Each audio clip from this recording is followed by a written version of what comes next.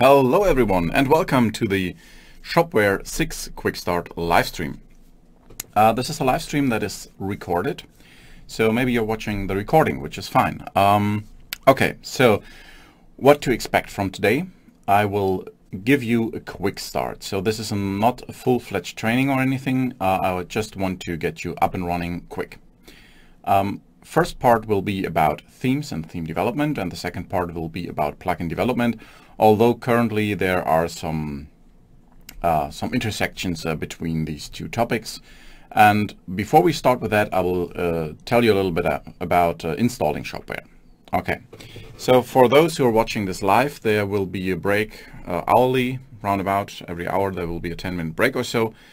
And there will be a lunch break at around 12 o'clock, depending on how far we are in the topic.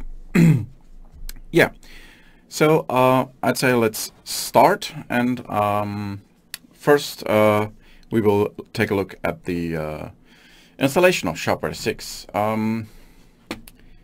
As you may know, there is an awesome site called docs.shopware.com.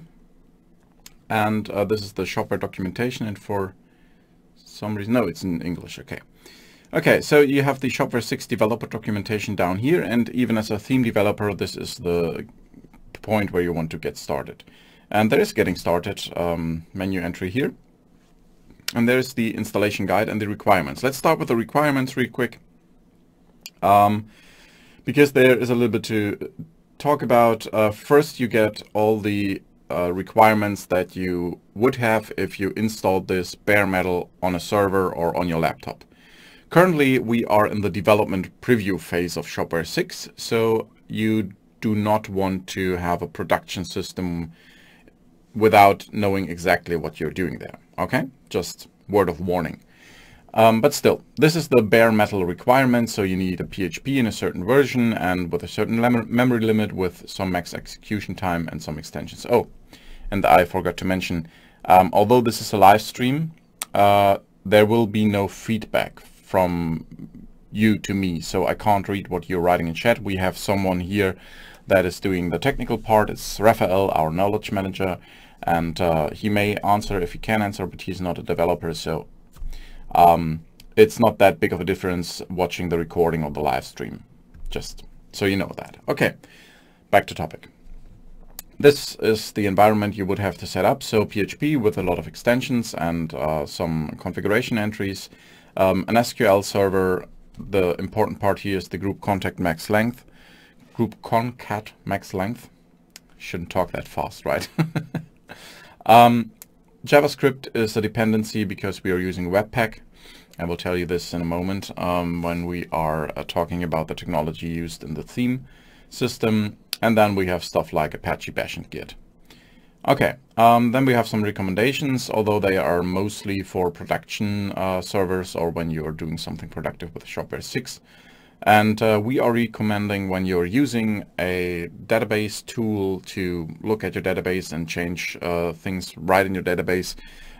We are recommending that you are using Adminer because Adminer works well with UUIDs from Shopware 6, because in the database, Shopware 6 is using UUIDs as saved as a binary field as IDs. So we do not have integers. We are not counting up first entry, second entry or something, but we have UUIDs that's saved as a binary type. And Adminer works very well with that. Okay, so the recommended way to install Shopware is Docker. But, and it's a big but, yeah, Docker works best on Linux. And there are people who are using this on Windows. There are people that are using that on Mac OS, but still there are problems on these systems. So when you're using Mac OS or Windows, you can try to use Docker, but your experience may be not exactly pleasant. So what to do if you have Windows or Mac?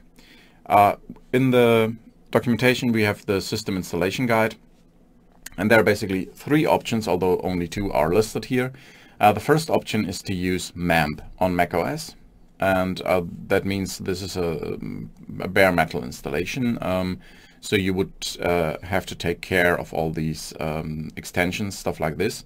And there is a documentation about that. I won't go into detail on that, mainly because this is a Linux system I'm showing you here, so I can't do the macOS part. And there is another system like MAMP. It's called Valid Plus. I'll show you real quick. You just can Google this, Valid Plus. Oh, hello Google. Yeah, nice, great, awesome. Go away, thank you. Okay, it's on GitHub, and Valid Plus is from We Provide, and you can install it as it's shown here. And then you have a server running on macOS locally. Awesome, works. You can as well on macOS, and you should use on Windows the Vagrant installation.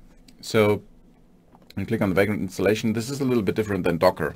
In case you know, or maybe you know, that Docker is just a process isolation technique, whereas Vagrant is using VirtualBox, so a complete server is emulated on your system. The hardware actually is emulated on your system. So it's a little bit slower. But as I said, with Docker, there are problems that you don't want to experience, because it's almost unusably slow. So a page load would take up to 10 seconds or something on Mac, and on Windows, Docker is a completely different beast. Okay, so when you're using Vagrant, you need to install Vagrant. Vagrant is just a Ruby script collection that is used to automate the VirtualBox installation and folder mapping, port mapping, stuff like that. So you install Vagrant, you install VirtualBox, and you need Git. Then you just go through the installation, and one important thing is there is no folder mounting going on. So when usually you just change something in a file, and the web server instantly recognizes the change in the file, and everything is fine. This works with a local installation through MAMP or Valid Plus on Mac, or with a Docker installation on Linux. When you're using Vagrant either for macOS or for Windows, you need to set up an SCP connection in your IDE. So basically you are SSHing into the server, because Vagrant, as I said, is a separate computer running on your machine. So you need to establish an SSH connection to that machine, and then you can synchronize that. Most IDEs can do this out of the box, like PHP Storm. We are using at Shopware, we're using PHP Storm. So this is, there's my main knowledge, so to say.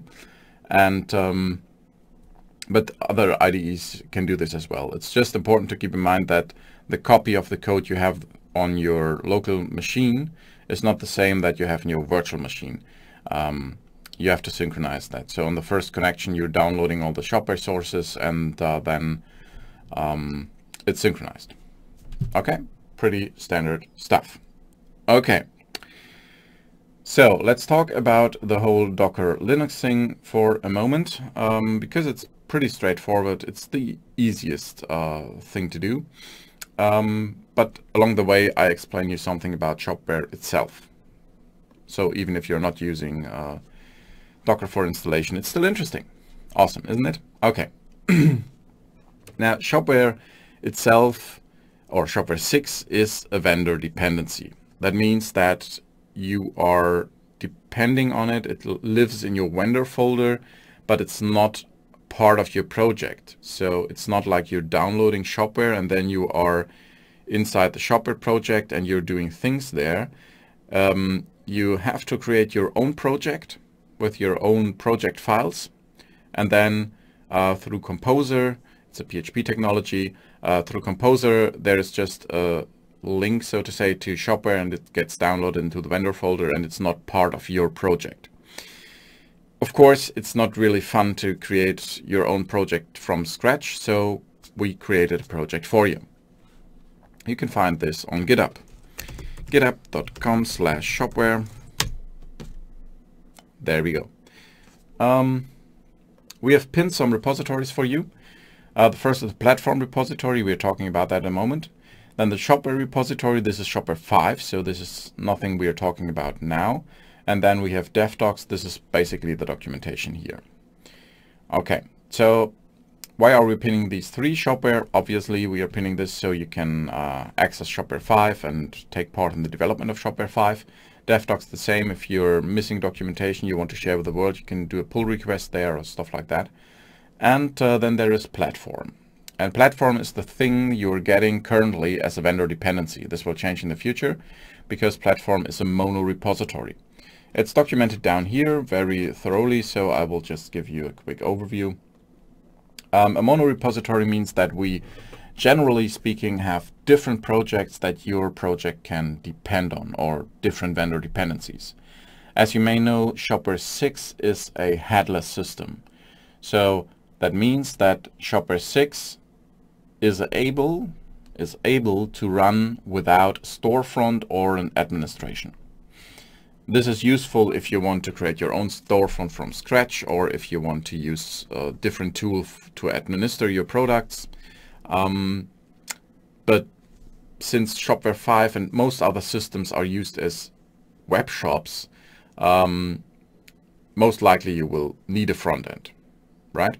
So we created one for you, and as well we created an administration, and by default you're getting the whole package. So you're getting the Shopware core, you're getting the Shopware 6 front end, and you're getting the Shopware 6 backend, or administration as it's called now. And these three projects are all developed inside of the platform repository. And there may be more in the future. We don't know yet. What that means is that in the future there will be a separation between these three projects, storefront, administration, and core, and you can pull them into your project individually. Right now, during the development preview, this is not the case. You're just pulling everything in, and then you're cloning platforms separately, but we will come to this in a moment. Important thing here is if you want to take part in the development of Shopware 6 and you want to make a pull request with code changes, you have to use the platform repository, okay? Because this is where the actual Shopware 6 source code lives.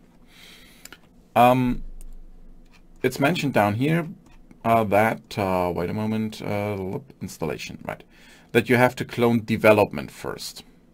And this is on GitHub as well, as the URL shows. It's github.com/shopware/development. So you are cloning the development project template. We are depending heavily on Symfony. We are a complete Symfony project, or Symfony-based project with Shopware 6. So you need basically a Symfony project template. This is development. And there will be more in the future. For example, for Shopware Playground, maybe you remember that there was a different template that was used internally to set up the playground. And the Shopware development template is just that. It's a little bit of composer foo, and if you look at the source folder, usually in a Symfony project there is a lot of stuff going on there. We just have a kernel and a command, and the kernel is really small because it just redirects, or let's say redirects to the original Shopware kernel and the vendor dependency. There will be as well some kind of production template in the future, but right now it's only for development because we are not production ready yet. Okay, so this is the repository structure. You need to clone development, and then as you can see here, if you know that stuff in the composer JSON, there is Shopware as a dependency right here. And we're using the dev master because, yeah. What that means is if you if there are updates to the platform, things may break. Right now, Shopware 6 breaks a lot. That is intended because we want to develop fast so that we are getting results fast, and there may be some things broken at some commits. We try to avoid that, but right now there are breaking changes often. Of course, in the future this will be stable, but right now you are one of the first people to work with Shopware 6, so expect to get some breaking changes. Anyway, now you clone development, and then the second step is, wait, so we are now in the console here in the terminal, and I just did that. I just did a git clone development. It's shown in the documentation, and now I'm in the development folder. And the second thing you have to do, and you have to do this independent from the platform you're using to use Shopware, to develop Shopware with. Yes, to develop Shopware with, except for the Vagrant thing. The Vagrant thing pulls Shopware internally. Okay, so you do a git clone for development. I just did that. Then you cd into the development folder. And now this is something you only have to do because you're developing Shopware. You have to clone the platform right into your root folder of the project. This is so the IDE gets hints and stuff like that. Okay, so let's take a look here. And there we go. There's the platform folder. So this is it should look on your computer the same. Oh well, I should drink something. Wait a moment. Hashtag not sponsored.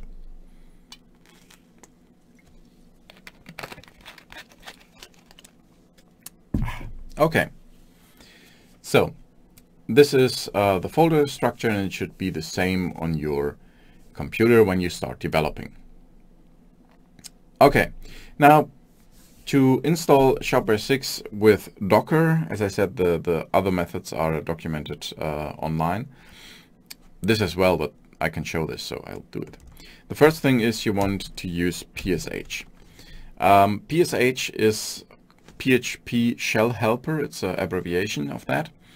And what it does is it takes shell scripts and executes them line by line and substitutes variables in. It's developed by a colleague of mine. It's a private project, but we still support this. We will replace this in the future with a makefile or something like that, because right now, even when you're using Docker, because of PSH, because it's written in PHP, you still have the dependency on PHP, even though you're using Docker. This will change in the future. When you just enter PSH var, then you should get this output. Yeah, there is a lot of things to do here. The most interesting for us right now is the Docker part. There we go. So you can do Docker start and stop, and then you have SSH. You have 3 different SSH commands, and this is not really an SSH connection to a container, because this wouldn't make sense with Docker, but it feels like an SSH connection. You're spawning a bash. In case you know Docker, you know what I mean. If you don't know what I mean, just use it as you would use an SSH connection. Okay, so you're doing psh.var docker start, and then it will build a lot of stuff, download a lot of stuff. This will take some time. If you do it a second time, it will be really quick, like it is here, 3 seconds. I think that's okay for starting a whole server up. Okay, and now we connect to the container, and what you can see here is you always get this header, and it shows you what it is executing. So in this case, it's executing something that is in DevOps Docker actions ssh.sh, and then it shows you the statements line by line that PSH is executing. So in this case, here is the command. I'm sitting in front of the command. One moment. Okay, so we are executing the bash command inside of a certain container. It's the app container, and yeah, some Docker stuff. But you can always see what's happening. That's the point. Okay, and as you may notice, my prompt here just changed into something else, and now I'm inside the container. Who am I? I am application. Okay, and before I was just N for Nicholas. Maybe I didn't introduce myself. I did not introduce myself. Well, hi, I'm Nicholas. I'm the Shopware developer evangelist. Okay. Great. Now that we are inside of our container, we can take a look around, and yeah, we are in the right folder, so our files are mounted to /app. And now we can do stuff in the context of the container, so we have access to the MySQL server. That's the main thing. But in terms of Docker, what is running here? Let's have a look. Docker ps, and this is a little bit too big. This is a little bit too small, but still you can see that there are running 1, 2, 3, 4, 5, 6 servers or 6 containers. And I will read them to you. The first one is the Cypress container that's running. Cypress is a technology for end-to-end testing that we are using, which is a pretty awesome thing. Check it out if you didn't already do that. Then we have the development app server. This is basically where the Apache runs in. Then we have the adminer latest. This is a separate container for the adminer script. I mentioned that the adminer script is basically phpMyAdmin, but it works well with UUIDs in binary format. Then we have the development app MySQL container, and this is the MySQL server, unsurprisingly. We have a Mailhawk. So Mailhawk catches your mails. Just check the project out, just Google for Mailhawk. It's awesome technology. Basically every email that is sent from your server is catched, because Mailhawk serves as an SMTP server and it doesn't transfer mails, it just catches them and shows them to you. Awesome for development. And the last thing is we have Elasticsearch. Elasticsearch is a special database aimed at searching stuff, but it's not topic of a quick start because it's more of an advanced technology. Okay, so these are the things you have running with Docker. Okay, now that we are inside of the container, I already told you that Shopware 6 is a Symfony application. So what we can do here is we can use bin console to do stuff. Bin console is the default Symfony console, and when I enter bin console, you can see there is a lot of stuff to do, and we will do stuff with it in the future. Now, the first thing you want to do after getting into the container, and this is something you have to do on every system. So you have to connect to your Vagrant machine, or you have to go into your terminal on macOS when you're using MEMP or Valid Plus. You always have to go into your application folder where the Shopware 6 sources are living in, and then you have to execute and psh.var install. Now, before we do that, let's have a look what it does, because this is documented and it's shown here.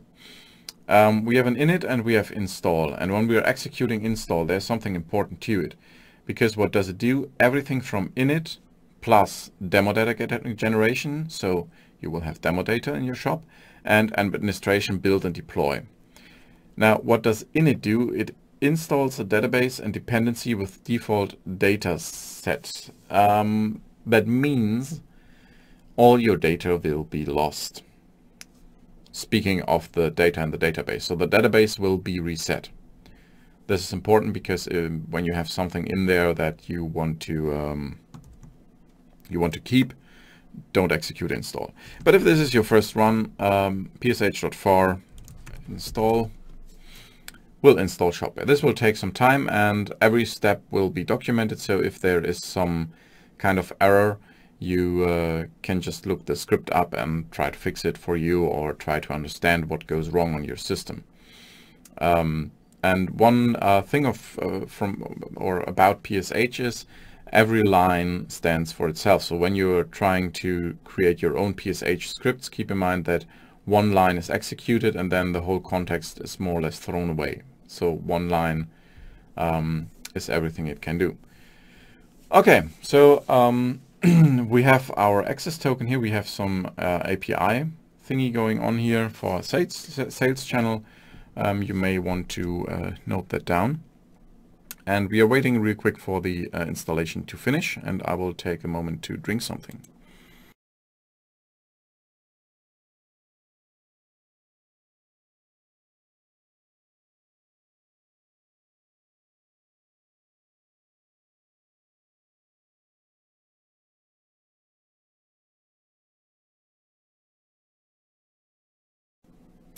Okay, so as I said, this will take some time, but we are already at the generation. So the install command generates images as well as products, as well as orders, everything. Okay, as soon as this is finished, I will show you around in the front end and in the administration of Shopware, and then we start with the theme part. Okay.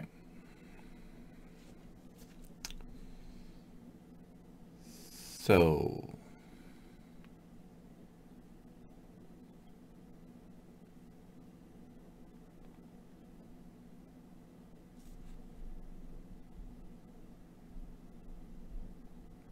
actually, I didn't plan for this to take that long. But for some reason, you know, that's why it is a live stream. Things may go wrong. Although I wouldn't consider that going wrong. Just take some time. Usually I would ask, hey, what are you up to? How are you feeling? Feeling good? But I don't have any channel to read your messages.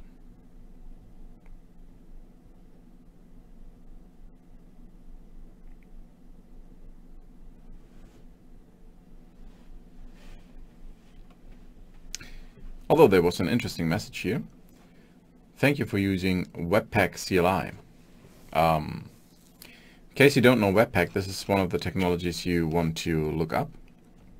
This is actually, this is generally true for everything Shopware 6. We are heavily based on standard technologies. So as a PHP developer, when you know Symfony, you know half of Shopware. As a front-end developer, when you know Twig and Bootstrap, you already know half of the Shopware storefront. But hey, it finished in 3 minutes and 6 seconds. Okay, let's take a look. It's on localhost port 8000. And there we go. Okay, the logo here is broken, but that's fine. It will be fixed in a future commit. Okay, so as I said, these products here, everything is auto-generated, so the names may be funny, but yeah. Like some, oh sorry, my chair is a little bit squeaky. I hope you don't mind. Yeah, for example, the doggy biscotti. Fun things. Okay, now what are we looking at here? We are looking at a product listing with different products. Some have range price, some have just normal price. And we have some pagination going on here. We have a footer.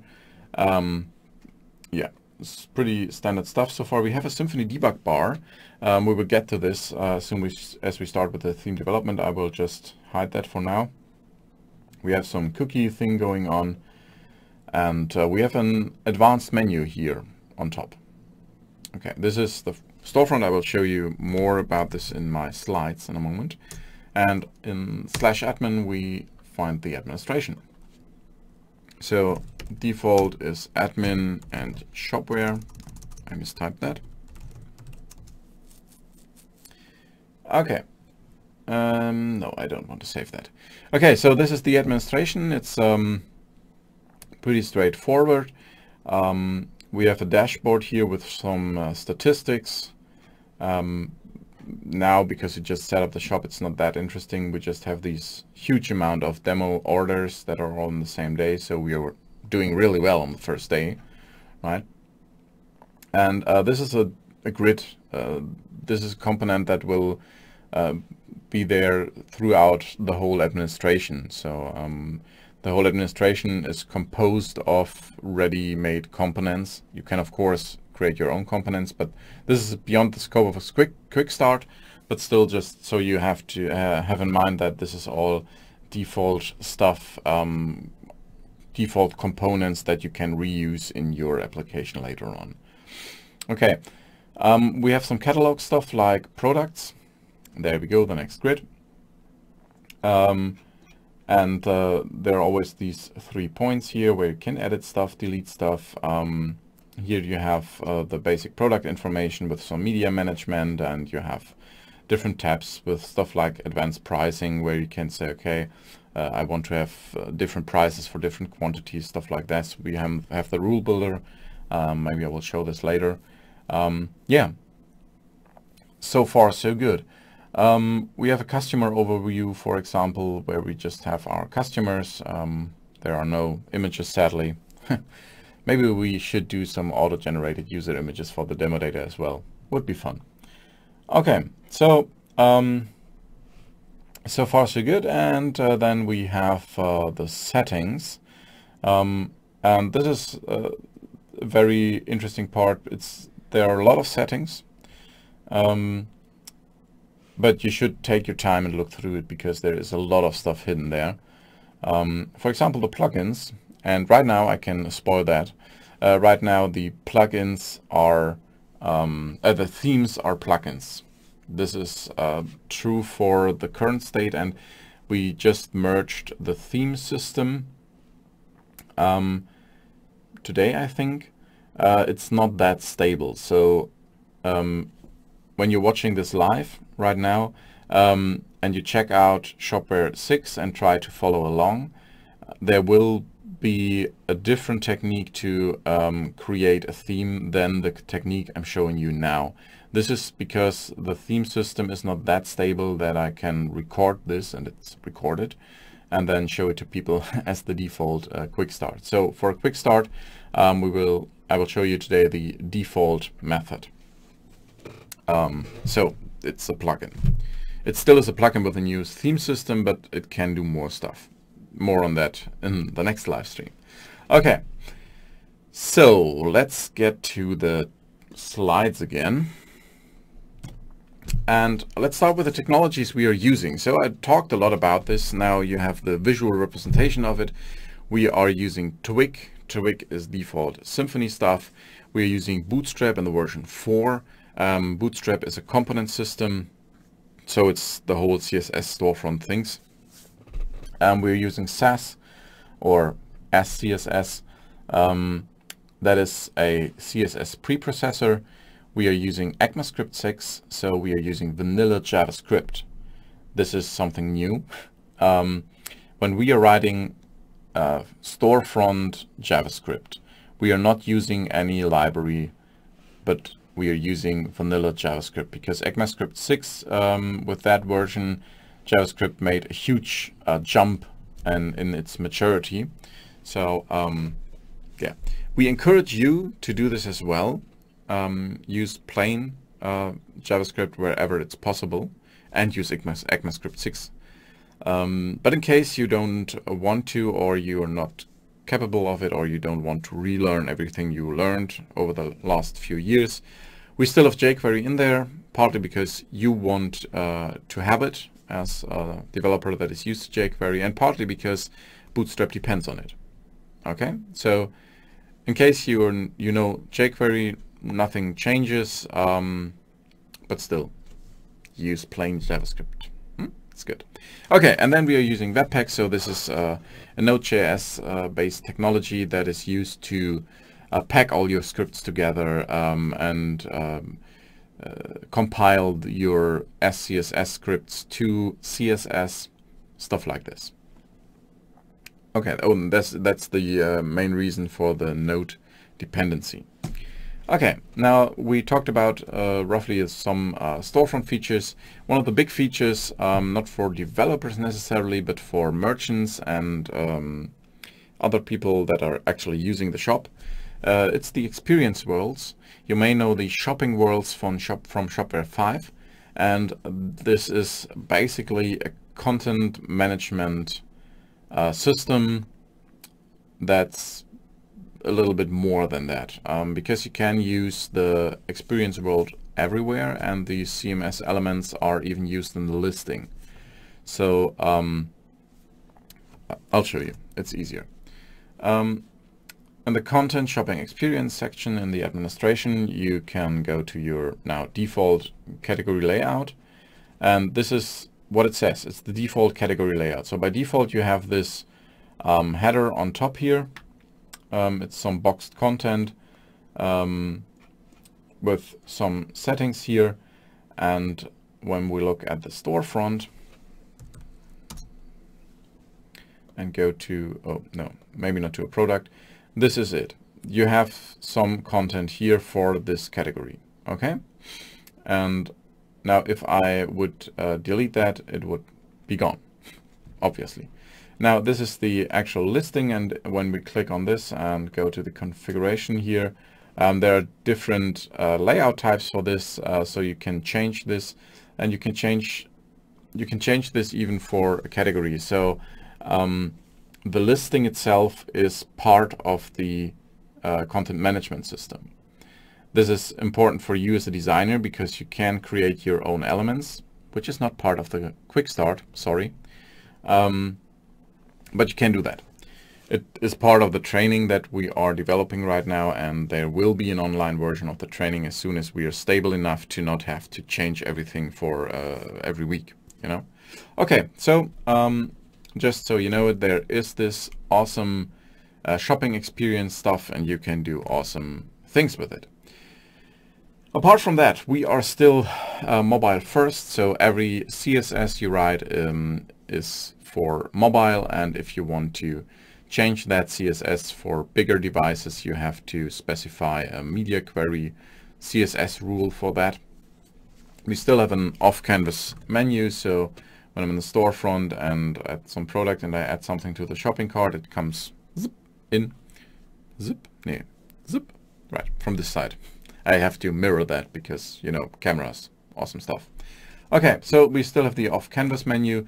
We have the off-canvas cart. We have the advanced menu. This is something new. So this is this drop-down thingy here. And we have an Ajax listing, so it's loaded via Ajax. Let's take a look at the folders. We already talked about the folders. We have here on the left side, we have the development. On the left side, we have the development folder that you check out first. And in there, we have the platform folder. So as I said, the platform folder is basically the whole vendor dependency of Shopware, and it lives in the platform folder during development, so your IDE finds its way around Shopware. Inside of the platform, we have a source folder, and there are the three, on the right side here, you can see the three things I mentioned earlier: administration, core, and storefront. There's documentation as well, but we ignore that for the moment. And the storefront part is the one you as a theme developer want to work with. Inside the storefront folder, there is a resources folder, and we have assets, source, and views. These are the interesting ones for you.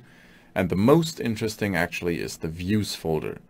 And the views folder has now here is shown 6, so block, component, element, layout, page, so different subfolders, and I'll show you live because the next part in the slides is twig. I don't know the slides by heart yet, so please be gentle if there's something, or forgiving if there's some things going a little bit roughly. Okay, while my IDE starts, it's PHP Storm. I'll take the moment and drink something.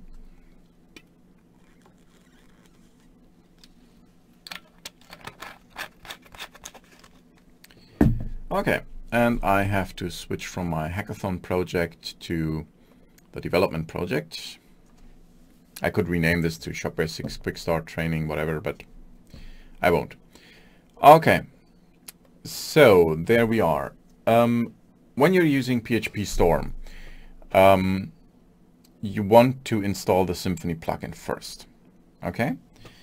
When you're using some different editor, like, I don't know, Visual Studio Code, there, I guess there will be a similar plugin, but yeah. So plugins, shift plugins, sorry. Okay, it's a little bit wild today, isn't it? Oh, it's indexing, I think. No, it's not. Okay, and then you just search for Symfony in the marketplace, not on installed, so Symfony. Symfony supported this, and then you install this. I already installed it, as you can see here. So yeah, that's that. And after you installed it, you have to restart your IDE, I think, and then you go to your settings here in PHP Storm. You search for Symfony, and in languages and frameworks you have the Symfony part, and you want to make sure to set the check mark here, enable plugin for this project, otherwise it doesn't have any effect. After that you have to restart PHP Storm again. As I said, this is available, or Symfony plugins are generally available for other IDEs as well, but yeah, we are showing you, or I am showing you PHP Storm today. I hope you know your IDE well enough to translate this to your IDE. Okay, I will make this a little bit bigger here for you, entering in presentation mode. Awesome.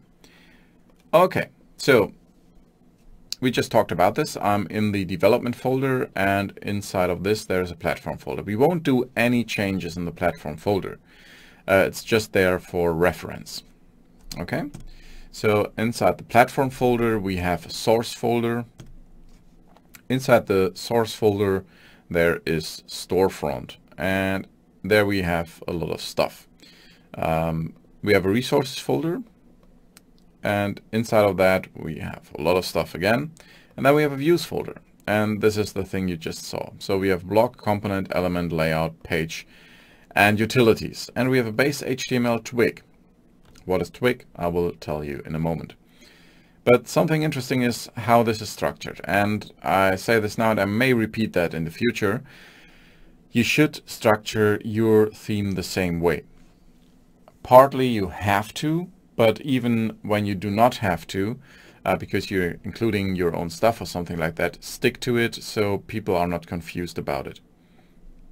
You know, because when you know Shopware, you should, or when someone knows Shopware, he or she or it should be able to recognize the same patterns inside of your theme or your plugin and get started right away.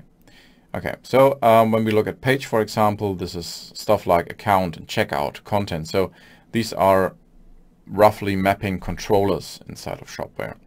The layout section is stuff that is repeated over and over again, like the footer and the header or the navigation.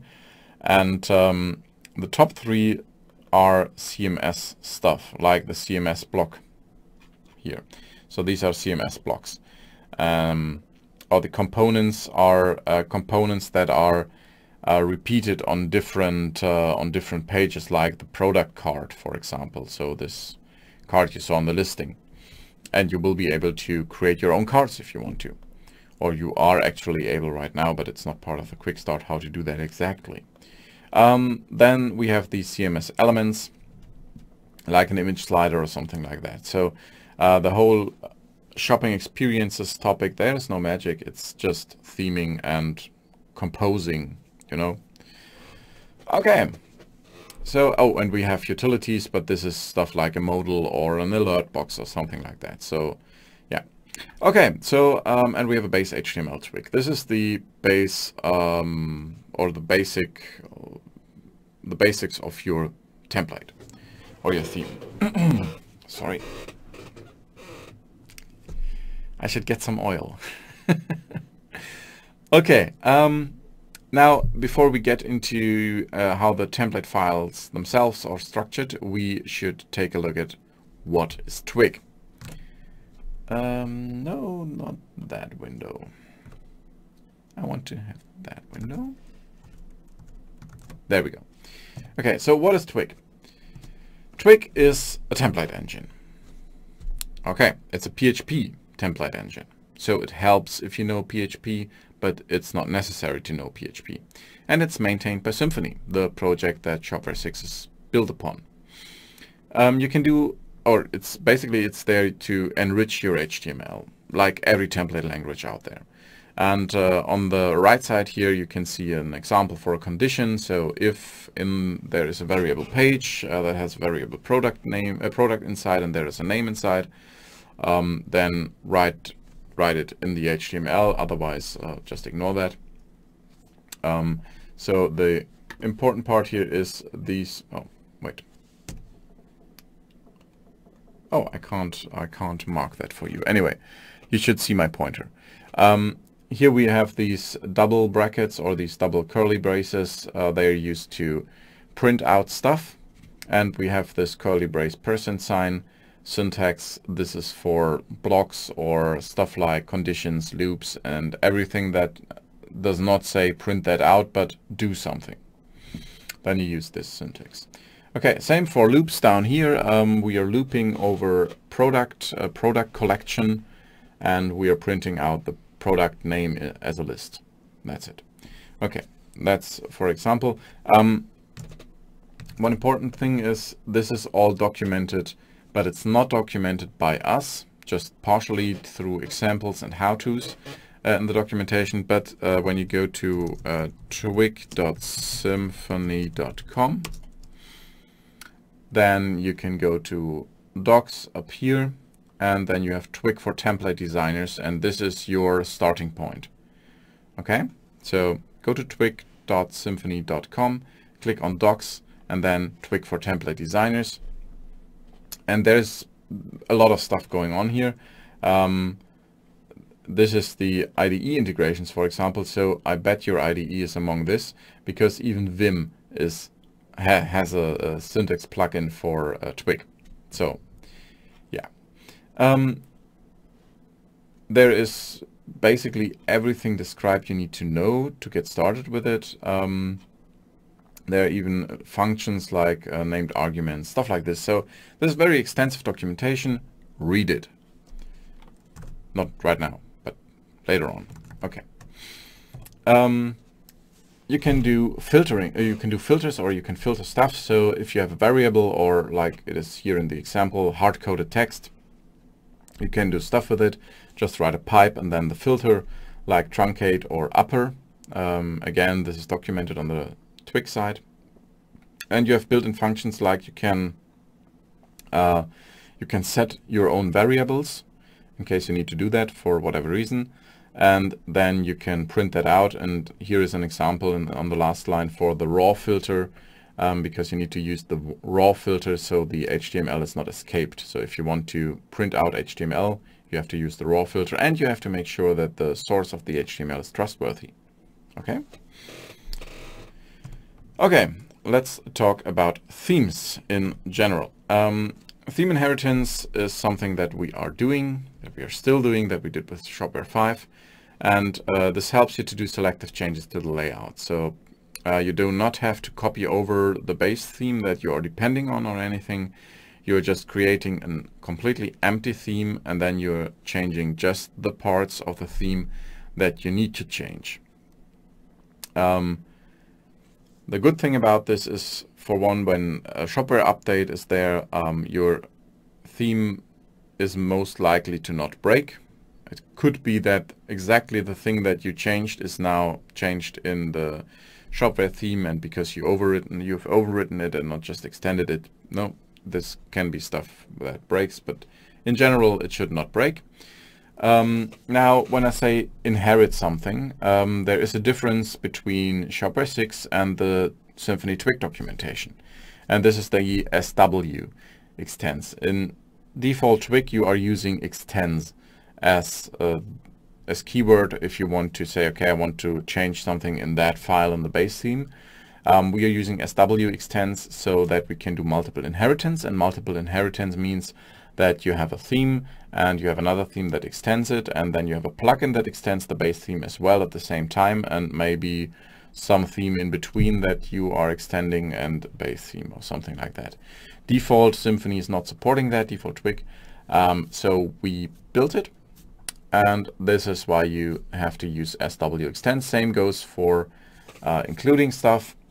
So this looks like this. If you want to extend something, you do add storefront. No, you don't. These slides need to be updated.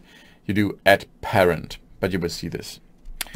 Now, Twig blocks are the things you are overriding. So in the base file, you look for the block that encloses the HTML you want to extend or override, and then you redefine the block inside of your template file in your until then empty, now filled template.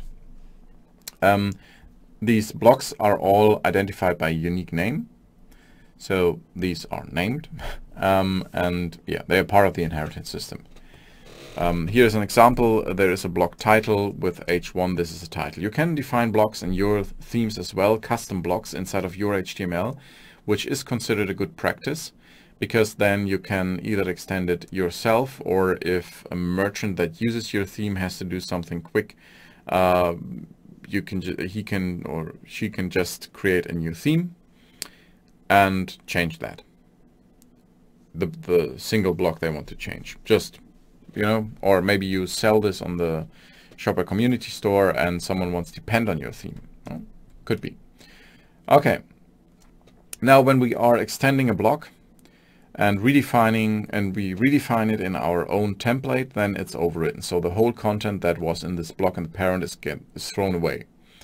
If you want to have this content inside your block as well, so it's not thrown away but shown again, then you call the parent function.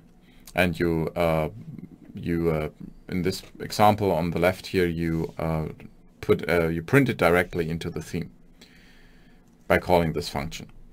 So in this case, the logo gets a subtitle because the whole parent block is printed out, and after that our stuff is printed out. In this case, this is a subtitle. Okay, last but not least, let's talk a little bit about snippets. Actually, I'm not sure if this is the last part of the slides. Yeah. Okay, what are snippets? Snippets are used to localize the interface text of your theme. So if you have something like basket, maybe the merchant wants to translate this to the German word Warenkorb. Of course, basket is already translated, but you may have to have, you want to have your own stuff in your theme. Could be. They have a unique name, like a block, and they are saved to the database and then translated via the administration. You are able to deliver a translation with your theme or plugin, but this is not part of the quick start now. But it's in the documentation. Okay, this works basically like that. You have some namespace. You always should use namespace.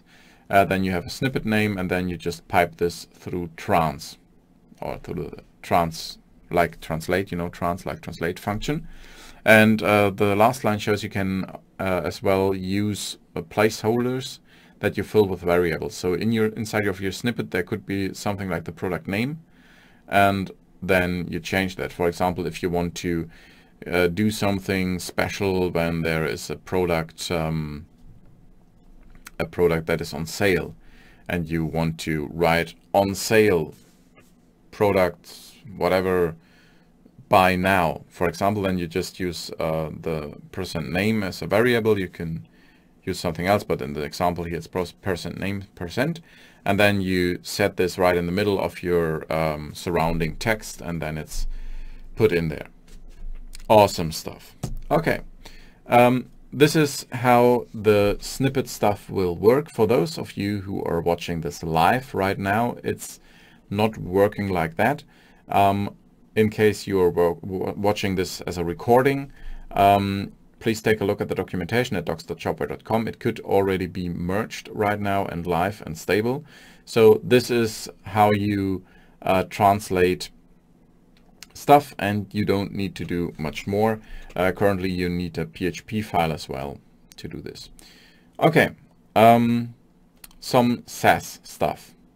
By the way, when I'm done with the slides, we'll do this live in the IDE. Just heads up. Okay, Sass, as I said, is a CSS preprocessor, so we are writing stuff that is more comfortable and easier as CSS itself, and then someone, the Sass compiler, is translating that to CSS. You can have variables, so if you have a color, you just change the color variable and it's changed throughout your whole project, and you can use mixins, stuff like this. We are using Webpack to transform this then to normal CSS. In Shopware 5, we are using less. This has historical reasons, because at the time we started with Shopware 5, there was no PHP compiler for Sass. There was only a Ruby compiler. Now Sass is compilable in PHP and Node, so we are using Sass.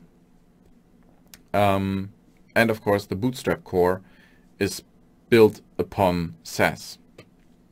Okay. This is what it looks like. On the left side we have a variable definition or declaration, color primary. Then we have two classes that are using this as their color. On the right side you can see what is then printed out in your CSS file. It's easy as that. The color is now set in place of the variable name, and the variable declaration on top is gone. Then we have these mix-ins. For example, you can do an add mixing avatar, and the size is variable. So if you use it like on the bottom left in a class like .avatar, include avatar with a value of 48 pixels, then just the avatar class is printed in your CSS, as you can see on the right side, and whatever you wrote as a size is put in there. You can do math as well in Sass. Sass again is extensively documented on the internet. I think it's sasslang.org. Nope. Okay, just Google that. Risky click of the day. Okay, it's sasslang.com. Okay, don't type .org. It's some advertisement bullshit stuff. Sorry. Okay, there you have Learn Sass, which gives you a quick overview, and then you have the documentation, which is very extensive, where you have the whole add rules. You can import stuff, you can do warning, stuff like this, and yeah. Just look through the documentation, as it's true for the whole Shopware 6 thing. If you know Symfony Twig, if you know Sass, Bootstrap, then you basically know everything you know to start, right? It's pretty awesome. Okay, this is how the nesting works. On the left side you can see the SCSS code that is then transpiled by Sass, right? And yeah, if you just nest it with another class, you have in your CSS you have card space card title. If you have it with an ampersand, then you have no space, so it searches for some tag with both classes. Yeah. Okay. We talked a lot about it. Last thing. Why do I keep to say last thing? It's not the last thing. Now we are talking about Bootstrap, but we are doing this in 10 minutes because the first hour is basically gone. So 10 minutes break. We will meet again at 10:10, and then we will talk about Bootstrap. See you in 10 minutes.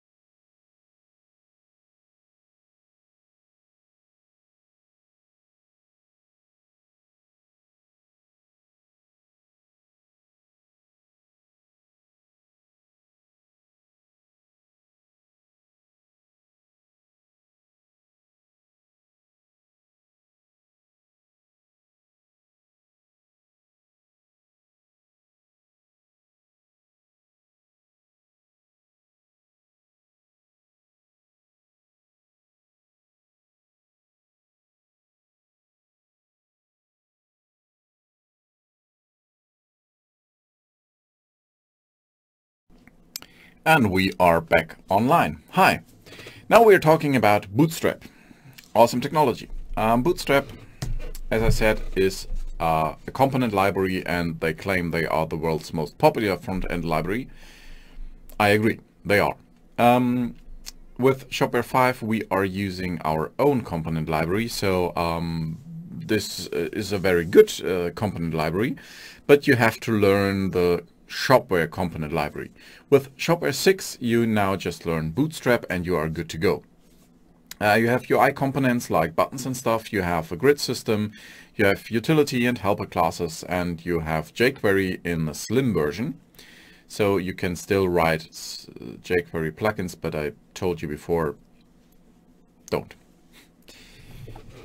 Use ECMAScript 6. Okay, so this is an example. So you just write a button with a class button primary, and you get a wonderful blue button.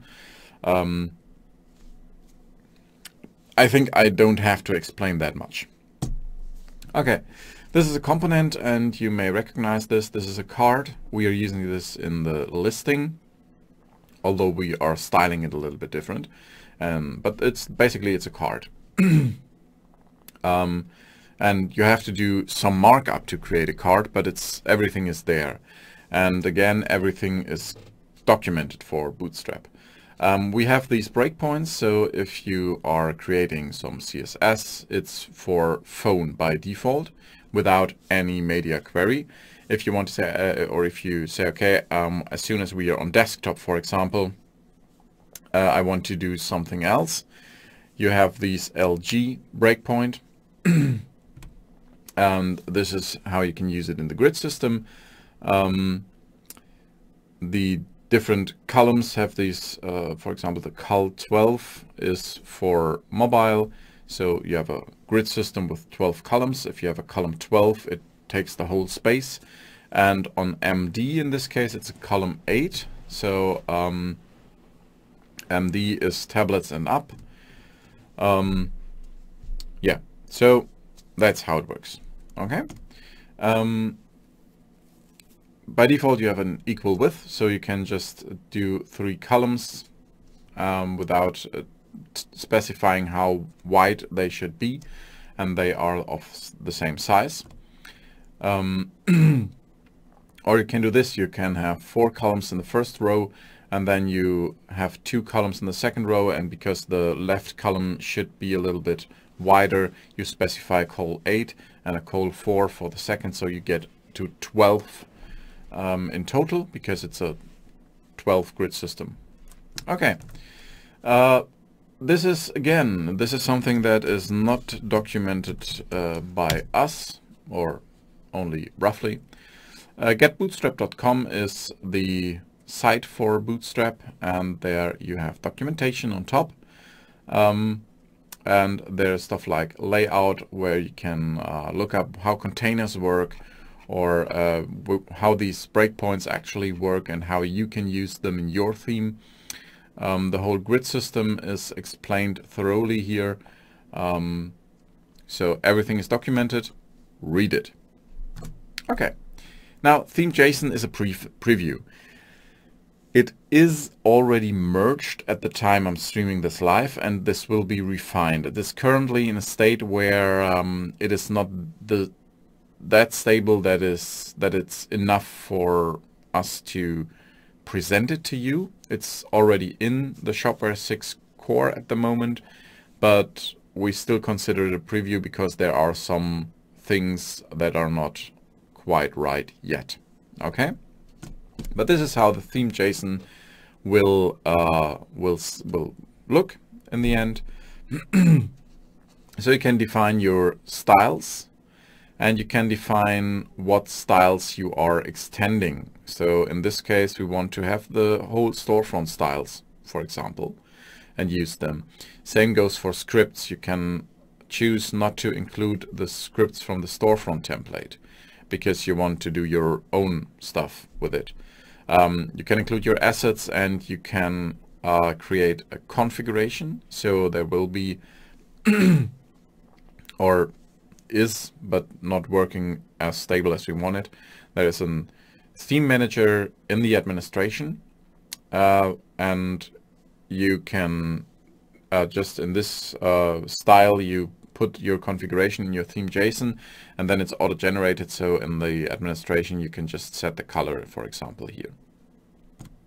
Okay. Now, before we start into the into doing actually something in the IDE with a template, there are some development commands that are important for theme development. One is psh-var storefront build. So it builds all the JavaScript and CSS files for the storefront and compresses them. This is aimed at production. Sorry, my throat is it's difficult to speak. I'm not sure. There is a German saying, I have a frog in my throat. I'm not sure how this translates to English, but I think it's clear what I mean by that. Okay, so another command is psh-var storefront def. It's basically the same as build, but it does not compress your CSS and JavaScript, so you can still watch it in the browser console or something like that. Then you have psh-var storefront watch. So every time that you are changing something in your theme, the storefront is rebuilt. And then you have psh-var storefront hot. Okay, and storefront hot reloads the browser. For that, you have to set the isHMR mode to true in your base HTML twig file. Okay, so okay, this is something we will get to in a moment. Okay, talked about that, right? Shopping experiences, great, awesome. Installation guide, we don't need that. Okay, we just need our store. Now, back to our IDE. As I said, you currently need to create a plugin. And even with the already merged, not yet quite stable new theme management system, you still need to create a plugin, although it's a little bit different and easier to work with. Plugins live inside of the custom folder in your project template and inside the plugins folder inside the custom folder. We already have a plugin swag training here. I will guide you through that and show you some principles of theme development. But first I will show you how to create your own thing. Okay, so we are now back at the terminal, and in my case, because I'm using Docker, I'm inside my Docker container, and there I can do stuff. Okay, now when we look at psh-var, there's a storefront commands. This is something where we are using Webpack in the background. And then, as I said earlier, we have the bin console commands. And when I just type in bin console and then press enter, then I get an overview of what's possible here. And we have the plugins section here. And similar to that, there is in the current master, there is a theme section where you can create a theme. As I said, I won't show this, but it works similar. Okay, so bin console plugin create. Let's do this. Plugin create, and then we will get an error, right? Saying not enough arguments, missing name. So we need to give it a name, starting with a big letter, with an uppercase letter. I will type in a vendor prefix. In my case, it's Shopware AG. AG is a German legal form for a company. So swag is short for Shopware AG. If you are working at the Foobar Incorporated, it could be Foo Inc., for example, but vendor prefix your stuff, because we are creating now a theme called Swag Quick Start theme. So this is the whole name, camel cased, and maybe someone else is creating a quick start theme as well. And if both of you do not vendor prefix this, we would have two plugins called quick start theme, and this would collide and things are bad and burning and everyone cries. We don't want that. So please vendor prefix your stuff. Okay, so this is the whole command: bin console plugin create swag quick start theme. Let's press enter, and it looks like nothing happened, but if we look here in the plugins folder, we now have a swag quick start theme folder. So this is only half the stuff we have to do, because here we have the possibility to activate, deactivate, install, stuff like this. We can do this from the administration as well, but I will do this from the terminal right now. So first we do a plugin refresh. So now Shopware knows about our plugins that are present. Wait, do it like this. Yeah, okay, that's better. So we have the Swag training that I will show you around in a bit, and we have the freshly created Swag Quick Start theme, and we want to install this. It's a plugin, so we need to install it and activate it. We do not have any business with the whole plugin thing here. Even you as a theme developer, you don't need to know anything about plugins except for installing them, activating and deactivating. It works the same, as I said, for themes in the current commit, but it's not stable yet. Okay, so we do a plugin install and then -- activate, so we can do this in one step. Otherwise, you would have to call plugin activate afterwards. And we just put our name here, Swag Quick Start theme. So not our name, but the name of the theme we want to activate. Okay. And now it's activated, and we are doing a bin console cache clear, just to be sure.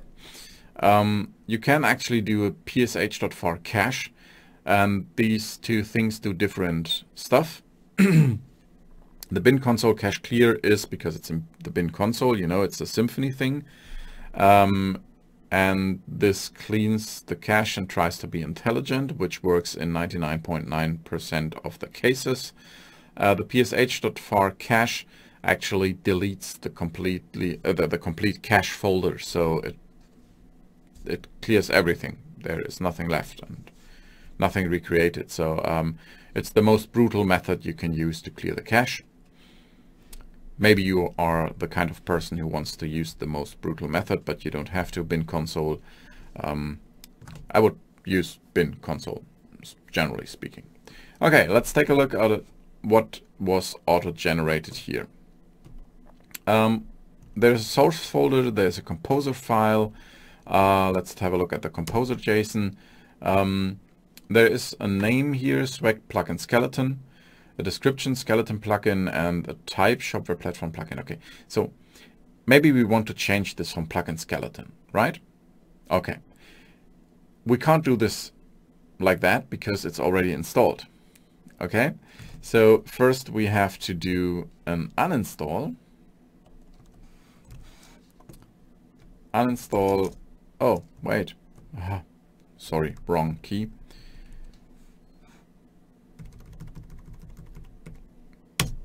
Uninstall. Now it's uninstalled. We can verify this by plugin refresh. Yeah, it's not installed. It's not active. As you can see here on the top right, everything's fine. Now we can change stuff, and then we refresh, and then we reinstall it. Okay, so we name this Swag Quick Start -theme. So we use a hyphen here, kebab case, like as it's called. And we just mirror the name of the folder, Swag Quick Start theme. Swag is the namespace / quick start -- great. Theme, sorry. Okay, then we rename that Quick Start. Can't type today. Quick Start theme. Wow.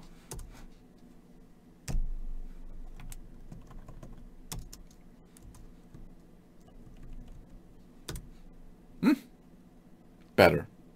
No typos.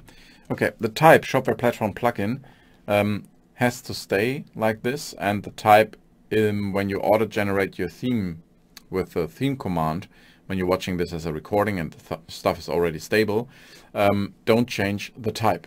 When you change the type, bad stuff happens. You can of course change the license to whatever you want. The autoload here we won't change either, because this tells Shopware, or Symfony actually, where to find your source files. In the extra section we don't change anything except for the label here. What is it? I'm not used to this keyboard. quick start plugin, quick start plugin. Okay.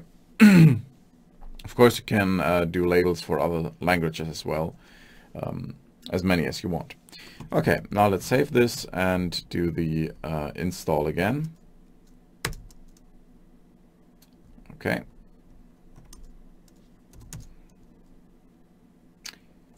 Looks good. Label quick start plugin is there. Version is some dev version.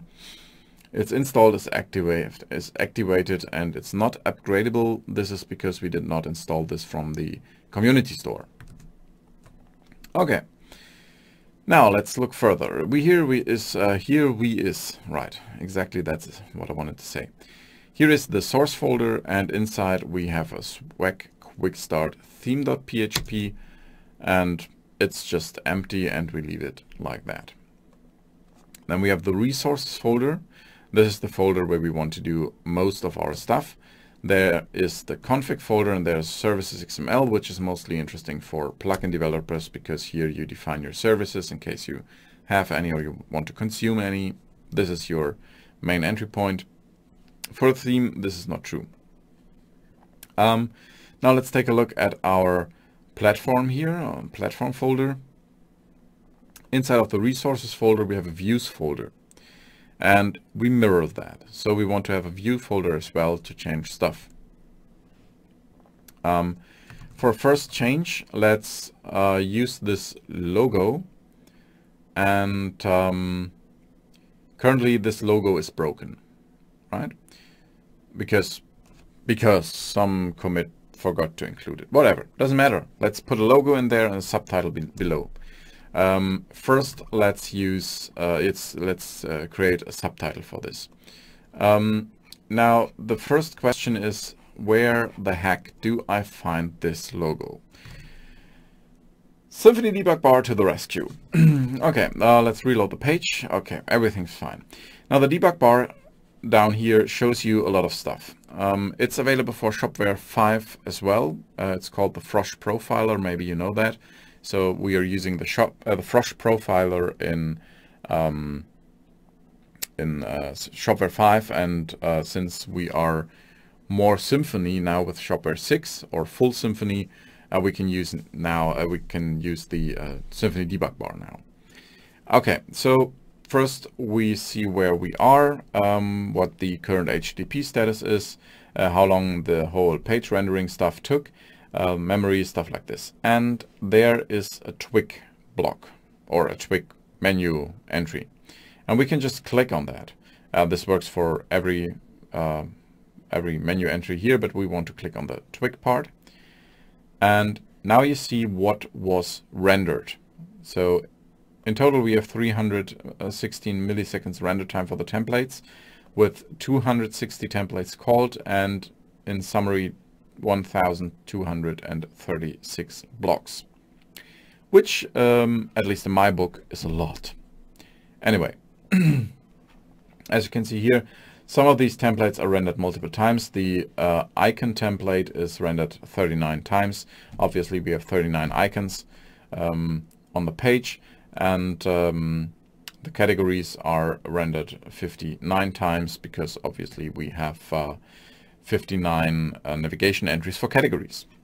Okay, so this is nice stuff. And then down here we have the rendering call graph, and this shows you what is extending what and what block was rendered where.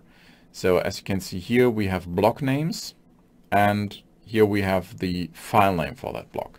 So what we can do now, if we want to change something for the logo, chances are that we at Shopware named the block something logo because we try to keep it reasonable, right? So we just search for logo, and there you can see there is a layout header logo block, and there is a header logo HTML twig file, and there we have a lot of logo stuff going on. Let's take a look at that file. And the logo HTML twig, now we can do another trick, a twig trick. Sorry. And we search for that file name. And now you can just click on this, and then you see the source. And if you configure your IDE correctly, you can click here on Open in your IDE. When I do this, I'm sent to the help page for this. And if you follow this through, then you can just click on this and it opens automatically the file in your IDE, so you can take a closer look at this. Okay, but just take a look here. Okay, it's in platform, source, storefront, blah, yada, yada, yada. And then we have some picture element here that's enclosed by a link. Okay, great. So I want to override this. So I have a subtitle and the layout header logo image gets a new subtitle here that is still clickable because it's a link. Okay, let's do this. I have to create a new file. And as I already have a resources folder in my theme plugin, I just copy over this path to mirror that. Then I go back to my resources folder in my Swag Quick Start theme and right click new file. Depending on your IDE or the editor you're using, you would maybe have to create the folders one by one. For PHP Storm, you just put this in and it creates the subfolders automatically for you. So now that I click OK, I have in resources, I have a new folder views. Inside of this, I have a new folder layout, then header, and there is my logo HTML twig. Okay, now I need to extend this. But first I copy the block over here. Doesn't matter which way around you do this. Just make sure to have the same order in your file. So end block. And now I want to SW extend this. So I go SW. Oh, there's a mistake. The keys are all different on this keyboard. This is a silver cherry keyboard that is supposed to be extremely silent so you don't have to hear while I type. But yeah, things happen. Okay. Of course, because it's a statement that tells Twig to do something, we need to do the curly brace % thing. Done SW, then we do SW extend. Sometimes some German things slip into my speaking. I hope you don't mind. And then we need the thing here on top again. So I copy that over. I'm not sure actually. Wait a moment. I have to look this up. But I think I don't need the whole views folder. Yeah, I don't need it. So back to the topics, to the slides. I extend this without the views folder. So we just go layout header logo. So I copy it from here, layout logo, right. So this is the difference now to the slides. I do an add parent. Why do I write add parent? Both would work, but when I write add storefront here, I tell that I want to extend the storefront theme explicitly. Later on, when the theme thing is completely implemented, you set the parent in your theme configuration, and then this is just resolved automatically. But it's it already works. Okay, so now we have overwritten the layout header logo image block. We can verify this by doing a quick cache clear just to make sure it picks up the new file. And then let's have a look here. Reload. Reload harder. Okay.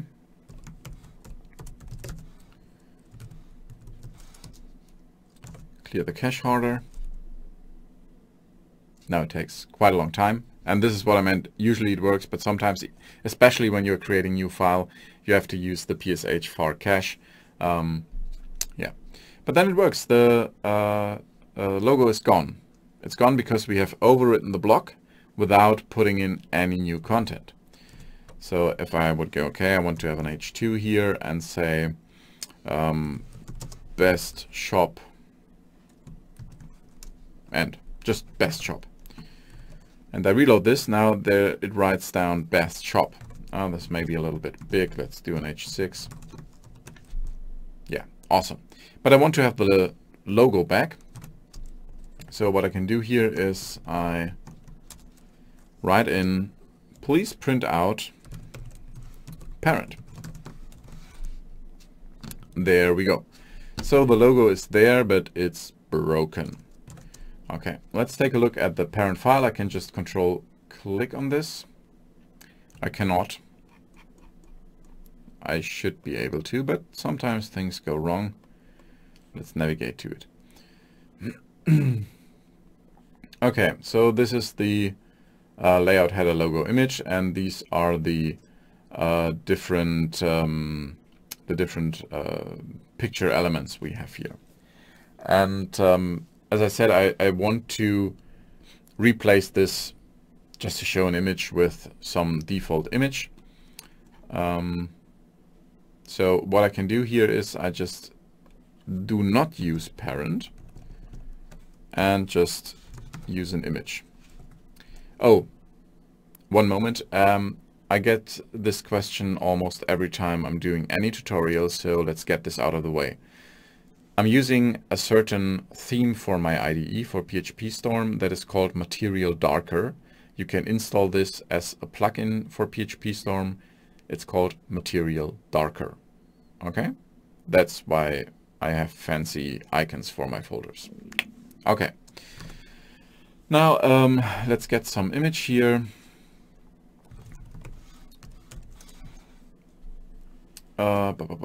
Let's use some textual default image. I'm not really recommending this, but I use Satire because I like it.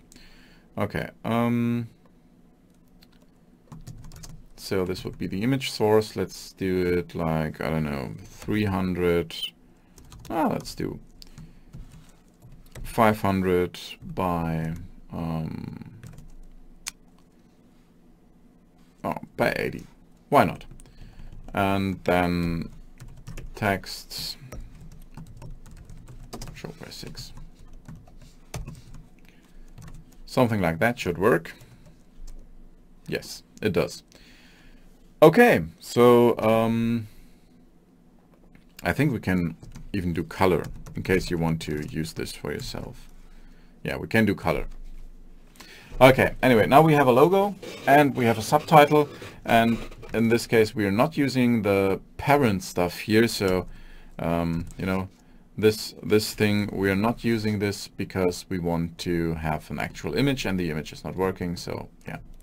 Okay, so this is our basic thing, how we work with templates. Now let's get to the theme that I prepared. Or actually, okay, I did not prepare it, but a colleague of mine. So we uninstall our Swag Quick Start theme. We do a plugin refresh just to make sure. Plugin refresh, come on, thank you. Now we are doing a plugin install -- activate spec training. And then we do a PSA for cache because we want to hard clear the cache. Okay, and as you can see, the thing what it does here is rm-rf var cache. So it really physically deletes the folder. Okay, so we delete the quick start theme. We don't need that anymore. Delete. And let's have a look at the Swag training. I will take a zip from my non-branded, non-sponsored drink.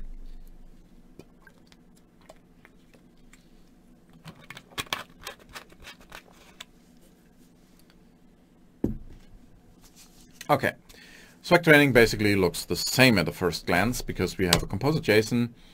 This is actually named Swag plugin skeleton because you can just leave it like that. It's not the best thing because then everything in the world would be named Swag plugin skeleton. Not good. But yeah, for the demo here, it's fine.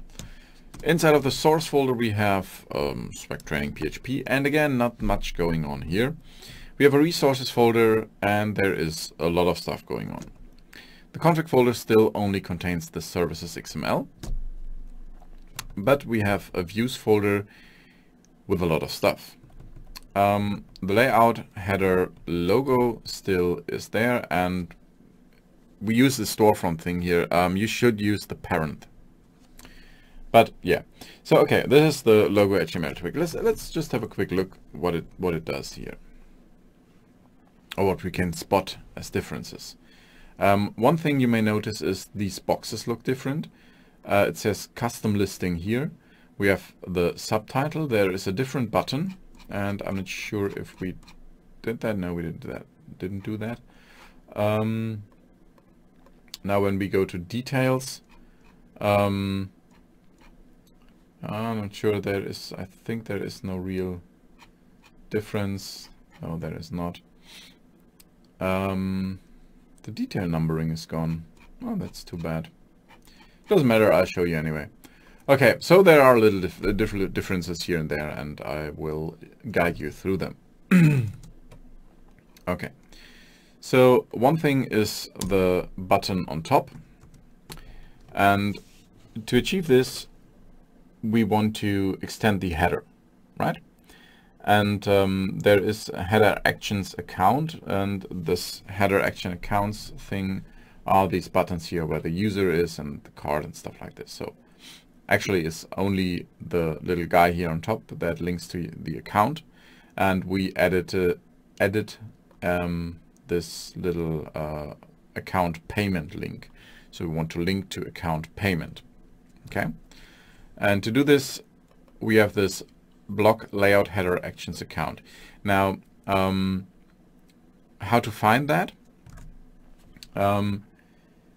You could either go to the debug bar and look for account. Wait, let's go to the home page to make this easier. But to get to this, you would go, okay, I want to do a button left to the little guy here. So right click, inspect. And then you have this icon avatar, and then this is the account menu button and header actions. So now you have two options: either search for button, for button, of course.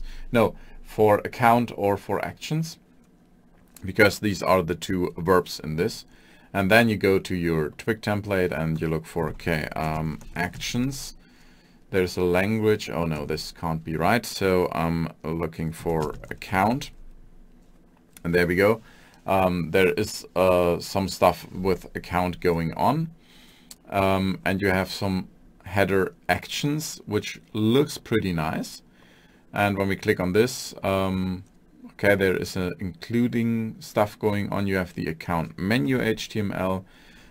If you go back here, then here is the account menu HTML, and there are some different things here. Okay, nice. Okay, let's look for a block, because this is all too complicated now. Oh, and there is a widget, and there we have this actions account widget. So now you can see the actual blocks that are rendered, and then you just step through them until you see this layout header action account, which is rendered a few times.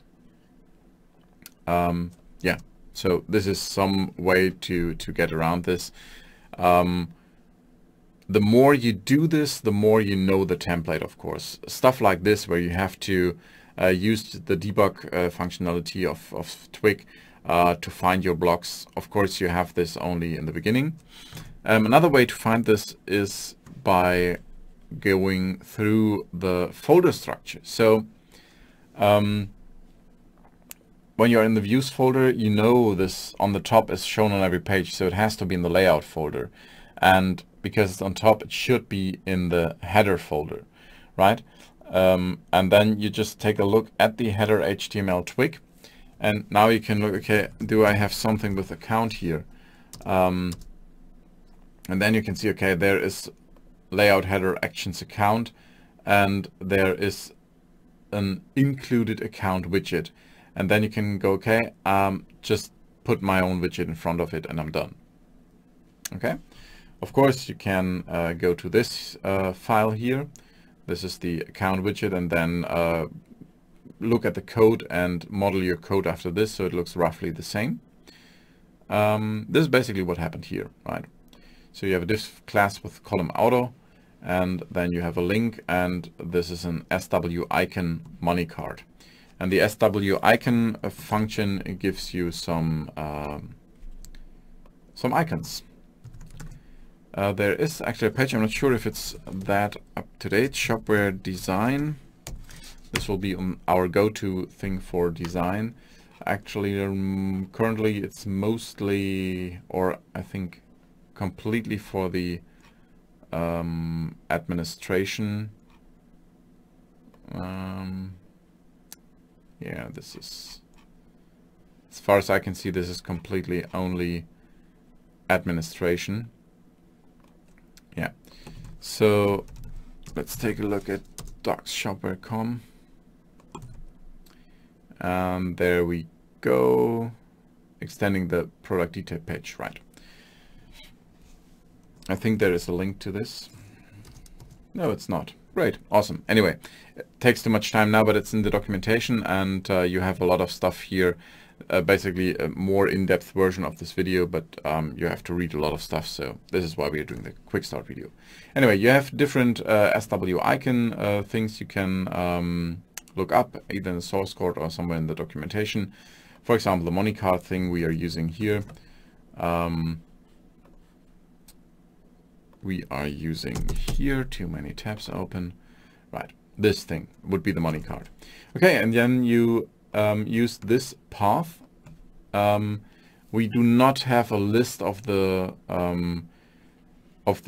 actual routes yet. There will be one in the future. So this is a route, so you just put in the path, front-end account, payment page. And when you look at this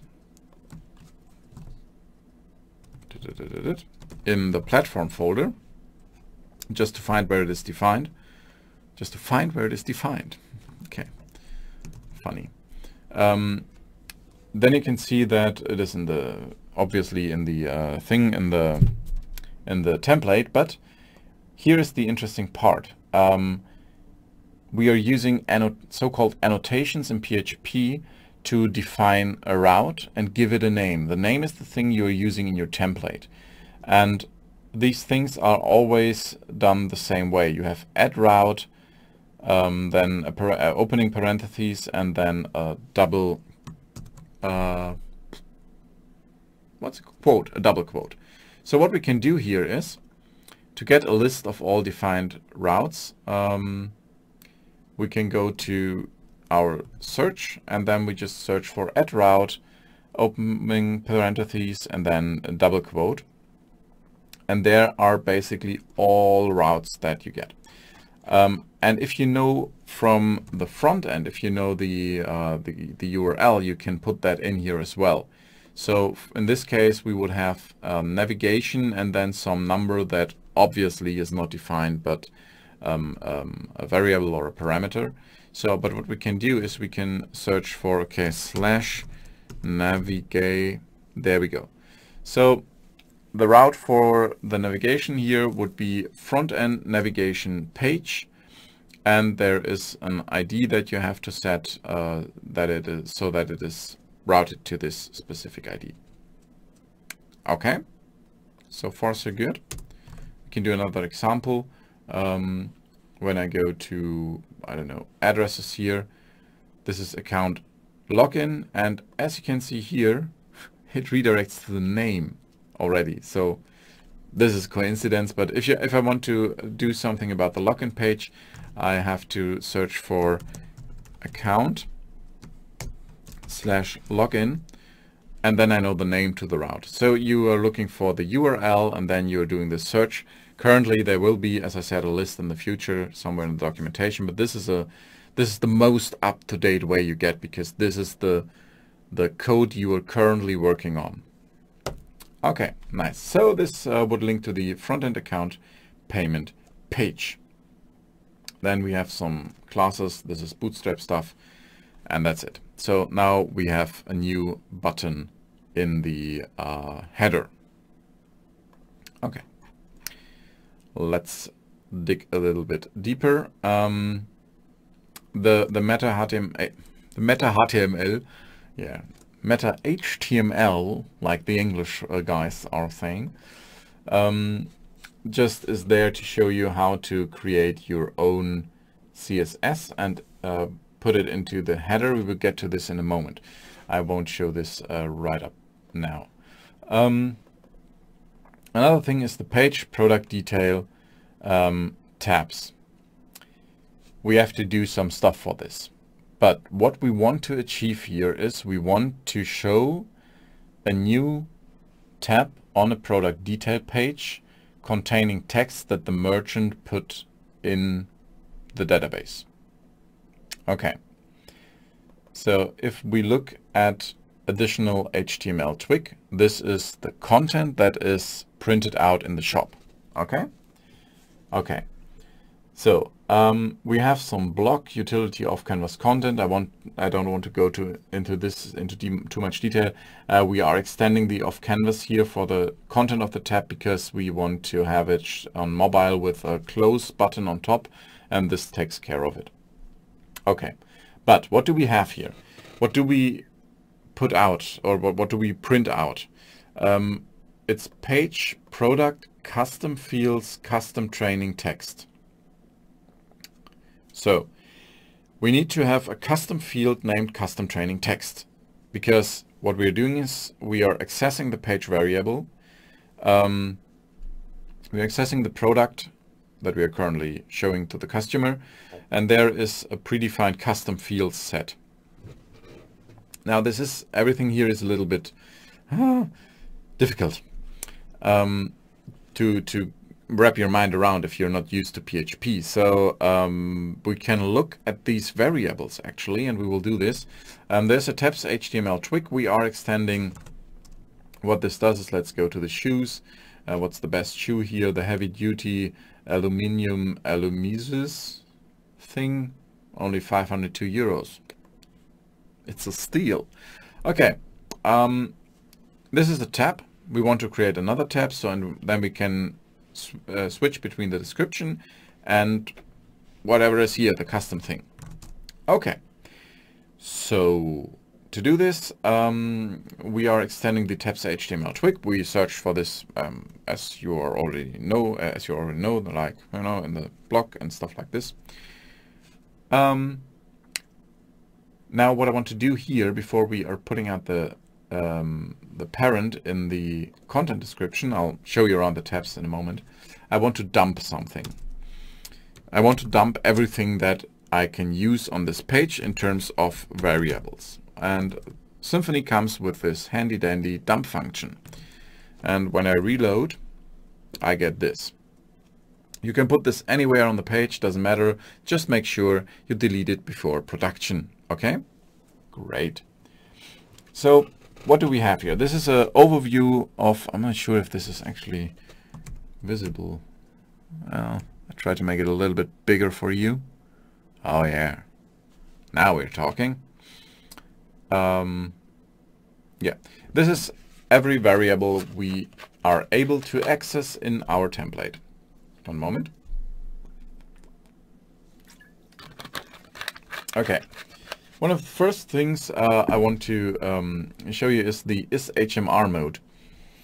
We did not change this in our base HTML twig, and this is a way if you are trying to use hot reload because you're doing SES development or anything. Here, check if this is set to true if it doesn't work. Anyway, we have a context variable. This is important for us, and we have a page variable. This is important for us as well. The context is important because we can do stuff with it. For example, we have tax rules here.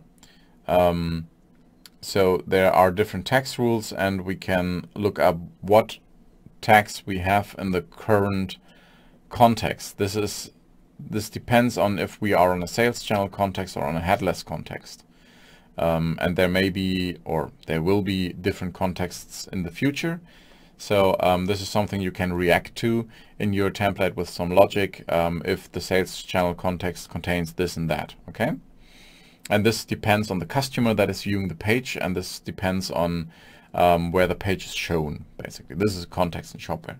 It's more important for plugin developers, but for theme developers, at least interesting. Okay, take a look at it. Then the page. This is basically the main variable pool for you. In this case, you know if you are on a CMS page, you aren't, and you have your product data.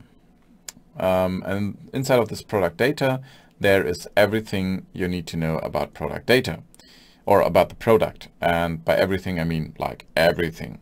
Okay. Just take care while we are at it. I can tell you this. There is a name somewhere in here.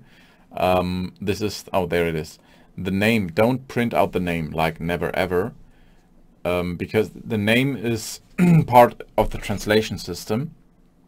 And Shopware 6 works like this. You have a system language when you set up your shop. By default, this is English.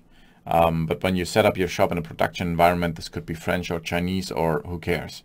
Just this is the language that your merchant is using for his business or wants to use for his business. So this is the language that every data entry has to be complete in. So when you are creating a product, all required fields of this product have to be filled in the system language. So if this is Chinese, all your products have to be in Chinese and have to have all required fields. And then you can have different translation of the system language, like English or German or French or Polish, whatever. But the name here is always the system language, and you have a translated array down here. And in the translated array, you have all the texts in the language that you need them. Because when the viewer or the customer in the storefront changes the language, this translated array contains something different than now. It always contains the correctly translated entries for your current customer. Okay, so use this name, translated name or translated description. Okay, great. Now we have a lot of stuff here. Back to our tab thingy custom fields. Where are the custom fields at?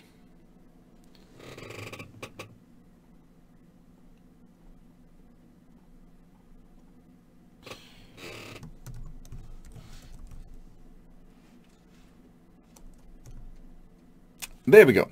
There are the custom fields in the current customer group. What? No. Page product custom fields. Well, actually, because they are not filled, obviously we can't access them or something. No, it's in the context. They have.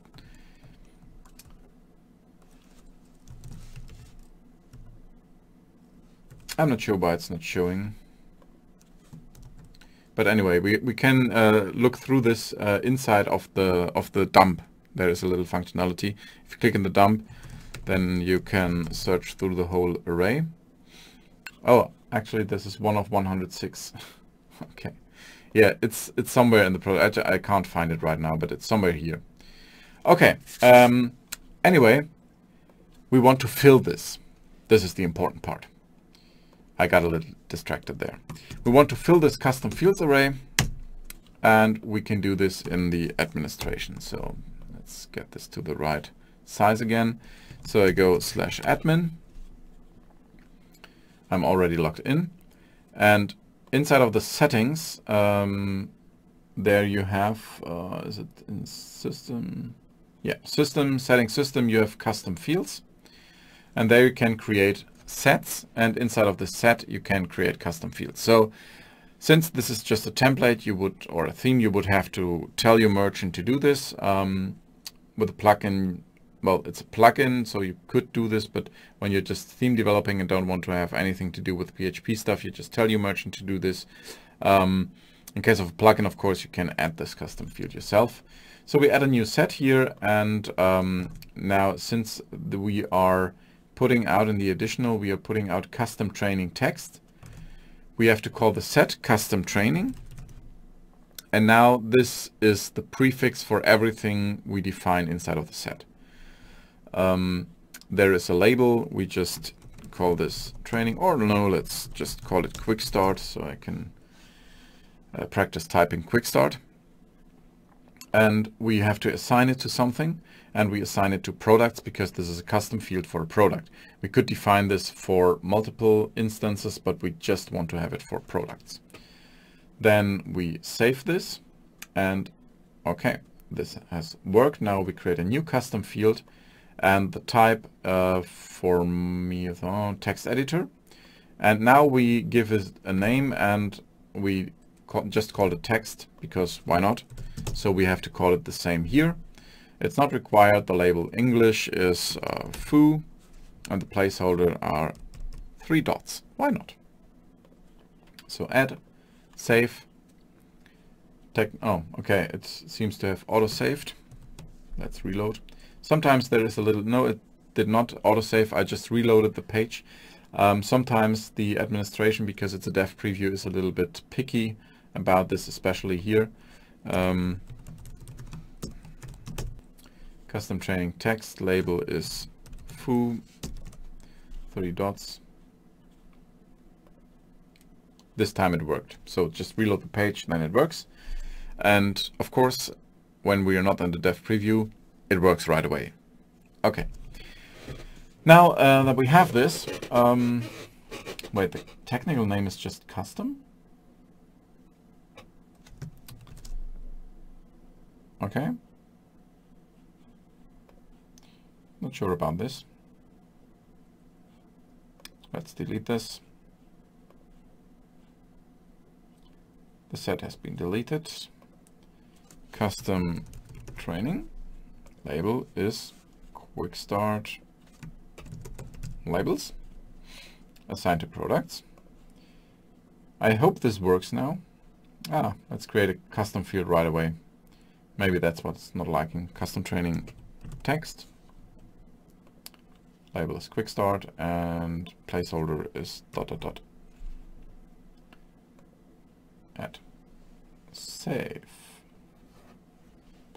Okay, I'm not sure why it does that, but we will just use the hard method.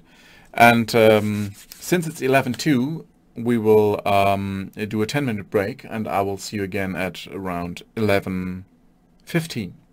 Okay, 11:15, we will get back. I will fix this right up. I will just reinstall Shopware because dev and stuff, I don't know. Things happen. I will see you in a bit.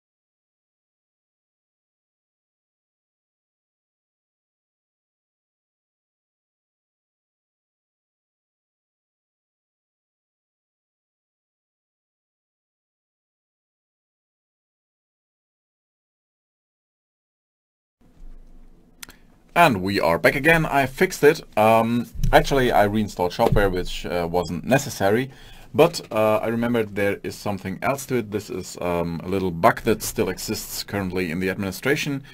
You have to go Control-Shift-I and then go to the application. You find it here, and then just go clear site data when this error occurs, and then relog in and create this, and then it works. Okay, but what we have here is now our custom field set called Quick Start with a technical name of custom training. We have the Quick Start text label of type text editor. And when I go to some product now, I have to change this. I want to go to home page. Let's find some thing like the aerodynamic silk crackle box, best product in store. There's my dump. I don't need this dump anymore, so let's delete this. Or no, actually, don't delete this. I'll show you anyway. We just can type this up here, and then we find the aerodynamic silk crackle box. Difficult name. And somewhere down here, there we have custom fields, and now we have Quick Start. And since we put the ordering so that this is the first field, it's the first field, obviously. And now we can just put some text in here. And I'm using a German site for this, whatever, some Kafka. Or let's do okay. Since this is an English live stream, just go lorem ipsum lipsum.com. Okay. I can work with that. Lipsum.com. I like that they are valuing my privacy, but any generator will work here. I'm even not sure. Doesn't matter. Some random text from the internet will work fine. Okay. Let's do a little paragraph here so that it has some content, and let's make this bold. Whatever. Doesn't matter. Save. Now when I reload the aerodynamic silk crackle box, I have a new tab here, and it looks a bit weird. I will come to this in a moment. My theme detail tabs additional, and then the content is changed here. The dump still stays because I put it on top of everything. Okay, now when we look into the page, product, and now there should be custom fields. I like how this is not sorted alphabetically. But somewhere down here you should have custom fields. I should call this live stream the search for custom fields. There we go. There it is. And when we open this, I'll make this a little bit bigger. Then you can see here is our custom training text. There we go. Okay. Great. Now we can strip out the dump. And this is what it looks without the dump. We have the description, and then we have this tab here. Now, why does it look that strange? A tab in Shopware 6 is built the same as it was in Shopware 5. So we have two blocks. We have the navigation block that builds these things here on top, and then we have the content tab that is responsible for printing out the actual content, and that one tab is shown and the other is not. That is done by JavaScript. Okay, so here we have a translation. So my theme detail tabs additional is the translation key, and we can put this inside of the admin. So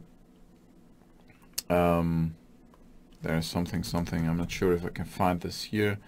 No, I can't yet. Oh, maybe I can. It's called snippets, not snippets.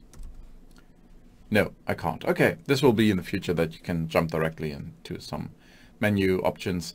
Now I have to go to settings, shop snippets, and then I add a snippet set. No, I don't. Sorry. I use an existing one, of course. I don't want to create a new language. So I'm using base ENGB. And as you can see here, these are already snippets that are there. You can use them, of course. So when we edit one snippet, as you can see here, there is the information is the name itself, and then you have translations for every language. So it doesn't matter in which language you are opening up the snippet or creating the snippet, just add the name here. And for German, we just put in German, and for English, we are doing additional content. And perhaps we are not writing it like this. Is there autocorrect? Yes, there is. Awesome. Okay, now we save that. Just for good measure, we are clearing the cache. No, stop. Not installing. I hope this wasn't too far. This is the problem with, you know, clicking too fast. I hope I didn't just kill my shop. Seems good. Additional content. Now it shows additional content, and we can rename this however we want. So we can do this, I don't know, next big thing. Just name it like this. Oh, I have to reload because the administration is still a little bit strange at times. Just call it additional thing. And it says already exists. Okay. Search snippet, tabs additional, edit. We were on the create page. That's why I didn't want to do this thing. Does it work? It works. Save. And now it's called additional thing. Works like that. Okay, this is how translations work. So you put your snippet name as a string here, and then you just do a pipe trans, and then you translate your snippet through that. Okay, again, in the additional HTML twig, we are extending the off-canvas HTML twig. This is that little thingy here. And there is a utilities off-canvas content block that we are overriding. And there's just our custom training text. And the whole extending of the off-canvas block is used for this thing here. I reload the page. We have the description and we have the additional thing, and if I click on additional thing, I have this close menu.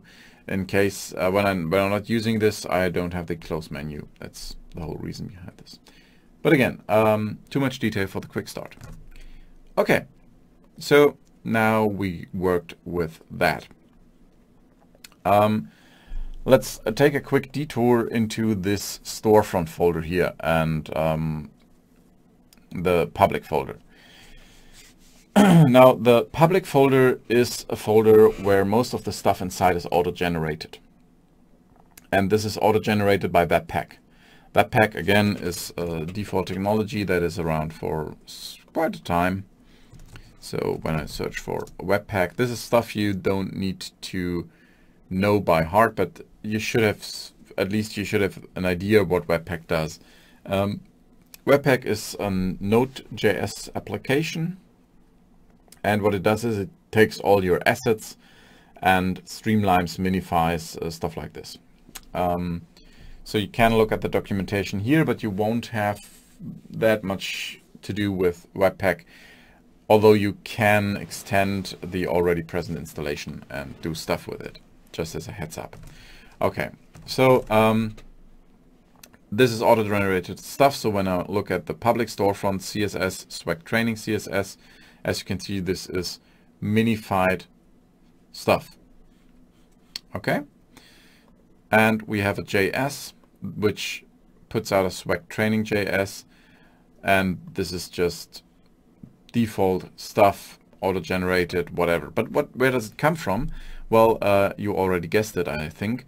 It's from the storefront folder. And now if you want to do custom CSS in your theme, you should use Sass. And the special thing about this is you have to create a storefront folder. So resources storefront. This is different from the platform. So here you have source, storefront, resources, I think, no, it's not SS. Wait, source, right, source style, and there you have the the SES styling. Sorry for the squeaking again, can't do anything about it right now. And now you want to change things, right? And the only difference, or the two differences are, for one, you have to create a storefront folder. You can't use a source folder. That is because you more or less specify that you are doing something in a storefront by using that folder. This may change in the future, but right now it's like that when you're doing it by a plugin. And then we have the main.js file. You need to create this, and you're just importing your main SCSS file. So when you look into here, you have one main.scss. You can structure this however you want, but you have to import inside of your JavaScript your main SCSS file without file extension. The only reason for that is so Webpack finds that. And then Webpack is auto-generating stuff. Okay? Okay. Now let's take a look at the SASS folder here, or the style folder containing all the SASS stuff, or the SCSS stuff. Oh, do not confuse you. SASS is the program that transforms your preprocessor code into CSS. And SASS is also the language you can write these program. No, it's not program. You can write your unpreprocessed styles. You can write this in SASS or SCSS. This is a different syntax than SASS. The confusion here is that the program that transforms your SCSS into CSS is called SASS, but there is also a syntax that is called SASS. So we are using the compiler SASS with the syntax SCSS, just to make that clear. Okay. Now, how is this structured? We have 7 folders here on top. So 1, 2, 3, 4, 5, 6, 7. And we have a base SCSS and some variables that we ignore for now. We have a 7-1 structure. And if you look into the base SCSS, it's here. It guides you to a link. And this link is a deeper explanation of the pattern. And this is something from the category you should read it. Okay? Because we are sticking very closely to this. There are some differences, but you will note them as you go. But this explains how this is structured, where to find what, basically. Okay? Great. So the base SCSS is just importing stuff. And we have this variables SCSS that is importing variables. And one important folder here is skin. This will be more important in the future when the theme system, god damn it, the theme system is fully in effect and not just merged and a little bit buggy.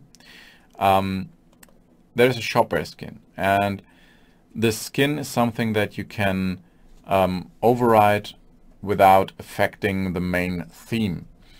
Let's have a look what it looks like without the skin. So first, I'll show you without reloading what the skin looks like. Okay, just let that sink in. Let me go to the home page. Currently it looks like this. Okay, great. Now we comment out the import here. And then we look at bin console, and there is something front end, or was it PSH? I think, no, it was PSH, right? Yeah. Okay, psh.var storefront def. Doesn't work all the time, but we try. And now the important part is when you do this, it tells you that your plugin right here, that your plugin is now injected as an entry point. So look out for this. If this line in red is not there, something went wrong. Okay, it doesn't find your SAS files. You have forgotten to put in the main JS, for example, or you have a different folder structure, something like that. So make sure that this is shown. If it's not shown, something is wrong. I have a slide for this. Wait a moment. Slides are good, and in this slide there is a big red arrow. Okay, great. So all comments executed. Just for a good measure, throw in a cache clear and reload. And now it looks a little bit different. The boxes are a little bit smaller, and when you go to some product, you can see this looks a little bit different as well. For example, there is now these tabs are looking like this, so it's default bootstrap stuff without the styling. Of course, the variables are still there, so some colors may be still the same, but you can easily replace that. But this is Shopware without the Shopware skin. Okay, so let's comment this back in.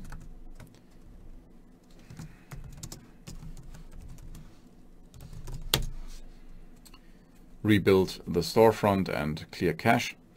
As I said, you can use the hot or the hot reload or the watcher. For this example, it doesn't matter. Now when I reload this, keep an eye on it.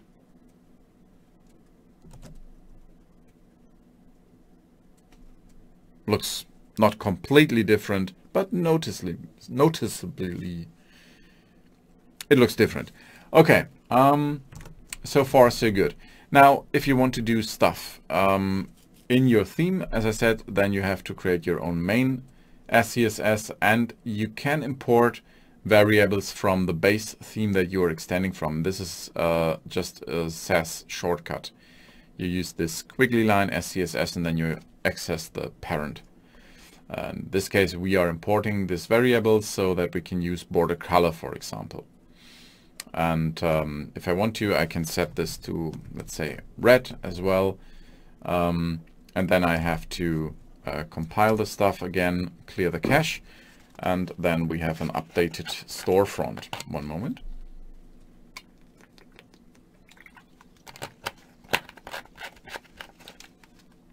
And what this does is it restyles the listing. And for some reason, oh yeah, for some reason this does not work as it should right now. So you have to do storefront def, and then you have to do psh.far storefront build. I think it was that order. This is just because there is a bug right now at the moment. Could be in the current commit, because as I'm recording this, or as I'm streaming this and it is recorded right now when you're watching this live, it could already be fixed, because the current master is updated as I'm doing this video. And when you are looking this and it's a recording, then of course chances are the bug is already fixed and you can happily use Shopware storefront def. Okay, build and def, and now I hope this was the right order. Yes, now we have a red frame around this. So storefront def, storefront build, cache clear is currently working. The hot or the watcher is sadly a little bit buggy, but we just accept it because it's a def preview. And if you ask yourself, should I start with building themes right now, or should I wait until the theme system is stable? You should start now, because the meat of your theme, so the changes you are doing and the SCSS you are writing, will not change, at least not that much. But what will change in the future is how you structure your plugin, or if there is a config file with options for the merchant to change in the administration, stuff like this. But the real work you're doing, so the design work you're doing, this will stay. This is still valid even if it's not a plugin but a theme, right? Just the surrounding boilerplate changes. Okay, so now you know how to do SCSS changes in the storefront. We still have, I think, something to go through. Yes, this is the CMS element product listing. So when we take a look at this is a little bit overwhelming to say. Well, not that bad, but still. Sorry. The now famous frog in my throat. Okay, what are we looking at? We are overriding an element here, and what we are overriding is the product listing. So we are not creating our own CMS element. This is something for an advanced training. But what we are doing here is we are overriding the listing element, that is the default listing, so to say. So when we switch over to the product listing, which is located here inside of the framework, that's a little bit too much. Framework resources views element product listing. There we go. Okay, so if you look at this, there is a block, so it seems to be included somewhere, or it definitely is.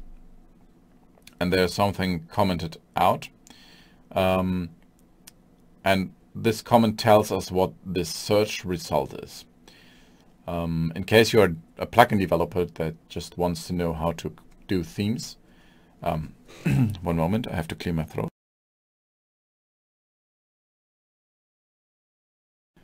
Yeah, in case you're a plugin developer, this is valid information or important information for you. In case you're a theme developer who wants nothing to do with, who has nothing to do with PHP, it's just a nice way to see how you do comments in Twig. Anyway, so the search result here is the element data listing, and then we have some stuff here, and then comes something interesting. There is our first for loop. So for loop works like this. You say, I want to have a variable, and this variable should be set for the current search result. So you're looping over this search result, which is a collection of different items. And for each iteration of this loop, you want to access the current element as product. And then you can do stuff with it. In this case, there's an SW include. And we are using a with clause here. So you can't just, you can, of course, you can just include stuff, but what you can do as well is you are using this with syntax to set variables inside of the included template. So the layout is here set to elements translated config box layout value, and the displayed mode is set as well. Okay, we can of course look at the box itself. The box itself is interesting, and because what we are doing here is we are doing a dynamic include. So we are still in the main theme. This is not what we as in this quick start are doing. I'm just showing you how it is done in the Shopware main theme, so that you get a little bit more knowledge of this whole thing. Now, while including this box, we are setting the layout variable to something that we get from the configuration. So this changes depending on what the merchant or whoever is responsible for the shop thing sets in the configuration. So this can be changed. This is in the shopping experiences editor. There you can change this value. So it's potentially different for different categories and whatnot. Now we set this value, whatever it is, to layout, to the variable layout. So now it's saved in layout. And then we use this to glue together a dynamic string. So the beginning of the string is always include storefront component product cart box dash .html.twig. So this is a dynamic file name that we are doing. There are two implications on this. For one, you can build your template in a way that in the future, when there is configuration that works stable, you can build your template in a way that you give your merchant the opportunity to configure between different layouts. You can have different layouts in your theme for certain things. And the other thing is, this layout variable here is from a trusted source. Make sure that when you build dynamic names in your templates, or make anything dynamic that comes from the database, make sure that there isn't any possibility that someone with bad intentions could have written that name, okay, or that could have set that variable, just for safety. Anyway, now if we look at this component, product cart storefront component, then we have product cart, and then we have box. So, and now we have box HTML twig without anything. We have box image, box minimal, and box standard. You could create your own box and then set it as a variable. What we are doing here as an example in our override, oh, now we come. We are just creating no box at all. We are just building our own box, and this is the box you're seeing here, just for the exercise, so to say.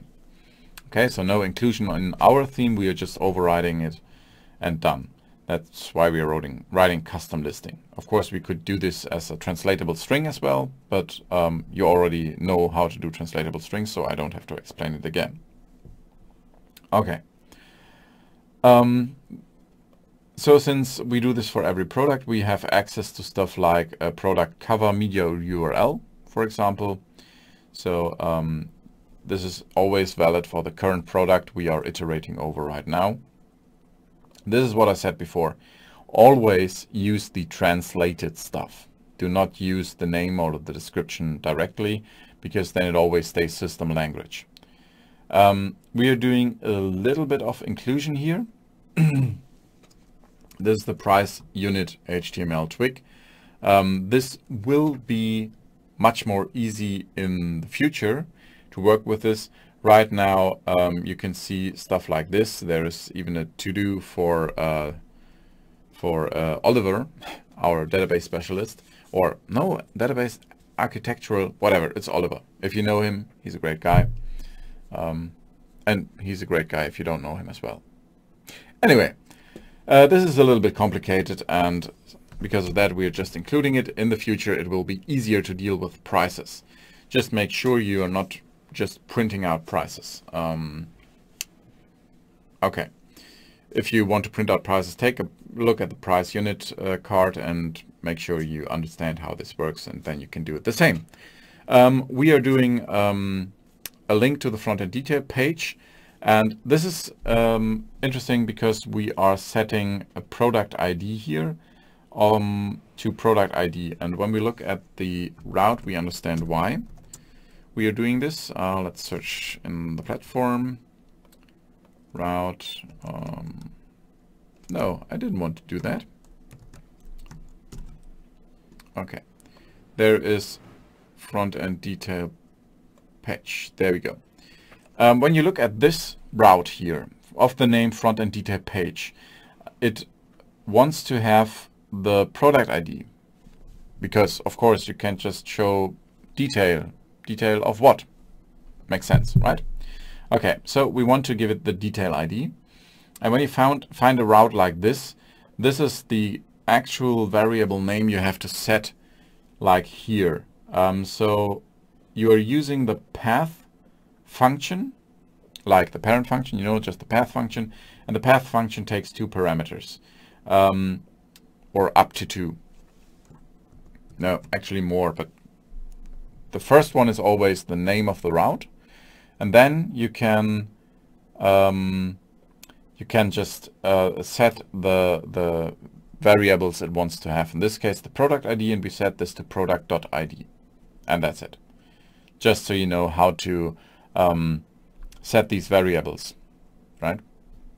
Okay, and that's pretty much it for now.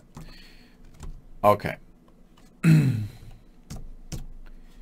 So great. I think we covered everything I wanted to cover. Yeah, we did this. Yeah, we did that. Okay, so let me drink something, and then we will go through everything in a quick flight, and then we will do 1 hour lunch break, and then it continues with development for with plugin development. Sorry.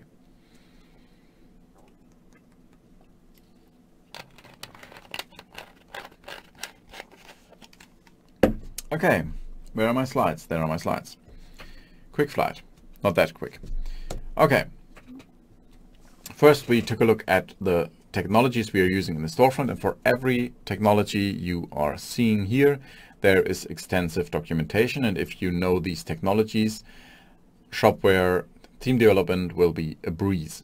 So we have Twig, Bootstrap, Sass with the syntax of SCSS, we have ECMAScript 6, we have jQuery in the slim version, and we have Webpack. We have some storefront features that are interesting. The folder overview there was with the whole installation stuff. The important part was you need a development folder where you clone the Shopware development template inside of this development folder. When you clone this with Git, it's created for you. But important, you need the platform. You need to clone the platform from GitHub inside of this development folder. Otherwise, stuff doesn't work. Okay, then we took a look at Twig, which is a template engine that comes with Symfony and that is default for Symfony and maintained by Symfony. It's a thin layer over PHP, and we can do stuff like conditions and loops and print out variables, fancy stuff to have a dynamic template.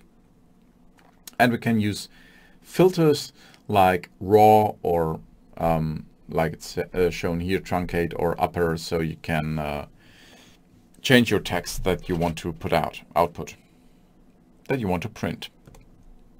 Then we took a look at themes in general. So what is the principle behind a theme? That you have these composed layers. You have the storefront theme, then you have your theme that changes certain spots in the storefront theme, and then maybe there are plugins that add a button here or there or something like that.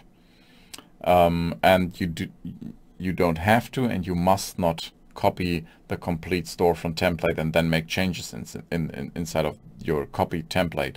This will lead to breaks, so do not copy the template. Okay, just change the blocks where you need to change the blocks. Then we have some differences to Symfony itself. The SW extends action is used instead of the extends action, as well as the SW include action is used instead of the include action. Then we took a look at blocks. So in the Shopware 6 storefront theme, there are blocks defined. You can define your own blocks. A block is always around a certain section of HTML, so that you can override just this section and do not have to copy over a lot of stuff. Right. By default, when you are extending something and you are defining a block, you are overriding this block. If you do not want to override the block, but extend it, then you just write parent wherever it's suitable in your new HTML, and everything is fine. Then we talked a little bit about translation. You do this with snippets. So you just write a snippet name, please vendor prefix this, so use your vendor prefix. Then dot the name of the snippet, so you're just writing the string there in quotes, and then you do a pipe sign and trans for translation, and you can put in variables as well if you need to or if you want to. There will be in the final theme system, there will be this snippet JSON that you can deliver. Right now you can do this as well, but you have to do a little bit of PHP stuff around it. but in the future you just deliver your JSON files and everything is fine. Then we talked a little bit about SAS or SCSS.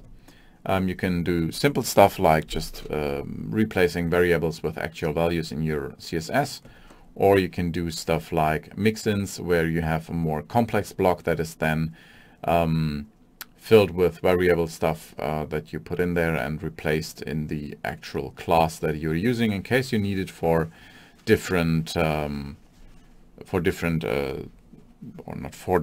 different places in your application.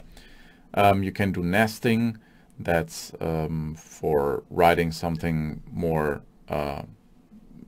compact in your SCSS, and then you have the verbose CSS printout that the browser needs. We talked a little bit about Bootstrap, about the UI components in the grid system. Again, read the documentation of getbootstrap.com because there's a lot of stuff to cover there.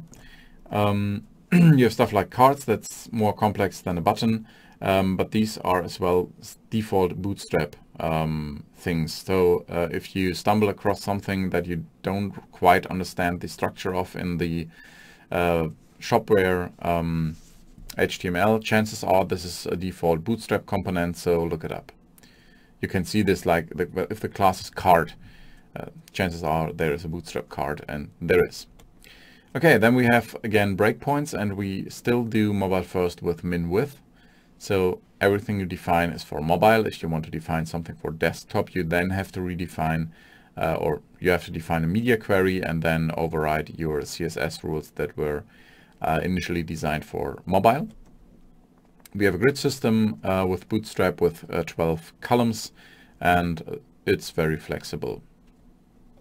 Okay, then we talked about the theme JSON. This is currently in the master, but there are some bugs, especially when creating a plugin. This will be fixed in short time. So this will be within this week that the theme system, according to the current planning, and by this week, I'm not talking about when you are watching this, but only when you're watching this live. So at the time of the recording and live streaming of this video, within this week, it's the 15th, I think.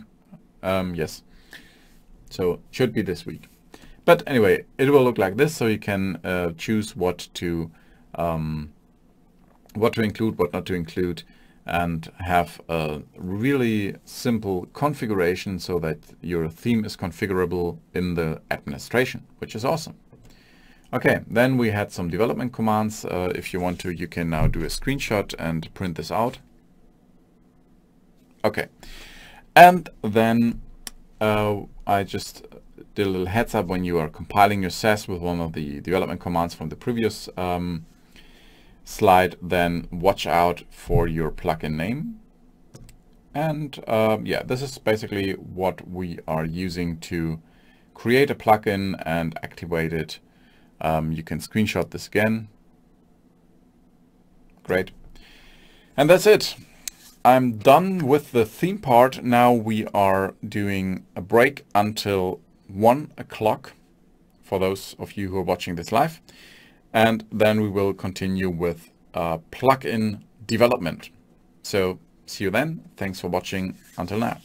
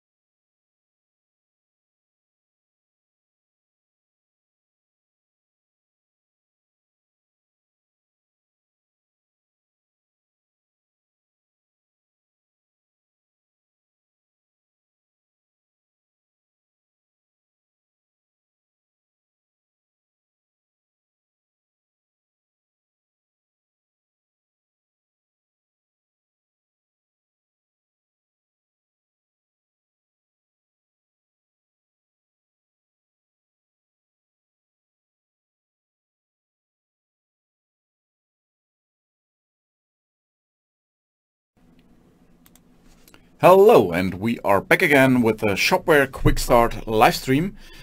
And the Shopware Quick Start live stream is, as the name says, it's a quick start. So this is not a full-featured training, but just something so you can start with developing stuff for Shopware 6. We are currently at the developer preview. This whole thing is a recorded live stream. So from my perspective, I'm streaming this live. If you're watching this while I'm streaming this, hi. Otherwise, hi, this is a recording. Okay. I will show you how to create a plugin and the most important stuff about it. The slides that I currently have are only in German, so we will do this all in code, which is awesome, I think. I hope. The first part of this live stream or recording was about installation of Shopware 6 and creating a theme.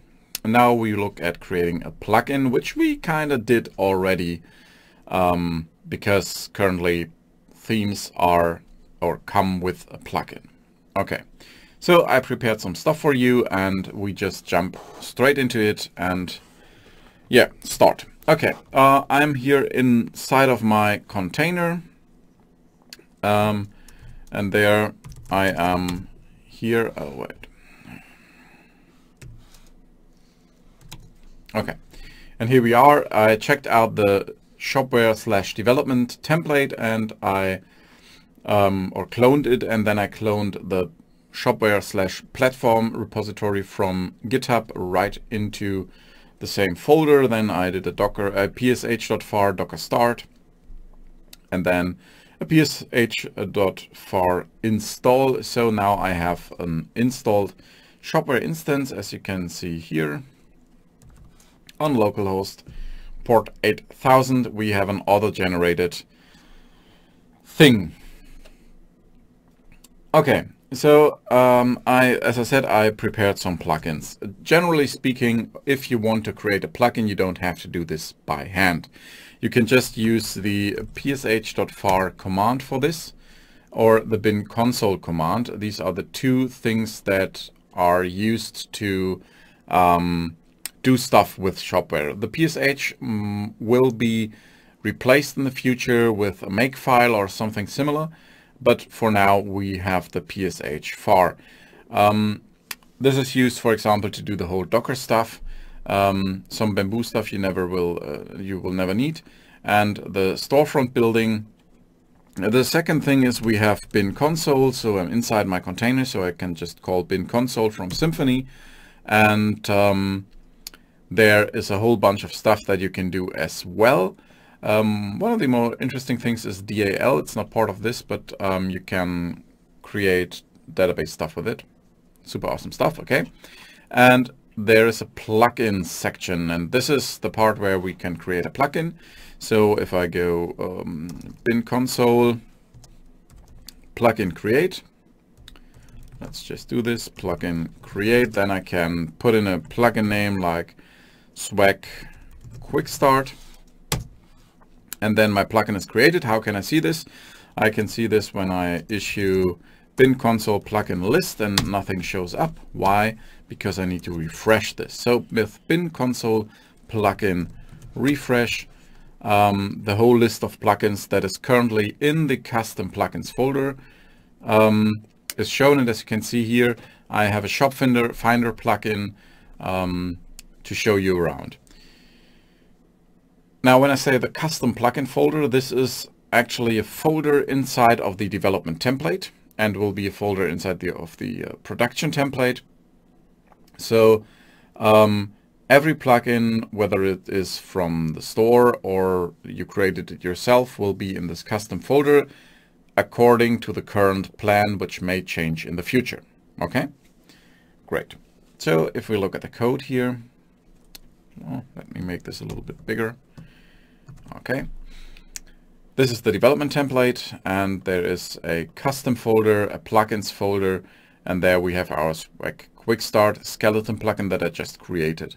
So first we have a composer.json inside of the main folder of our plugin with a name, a description. You should change this, or you must change this actually.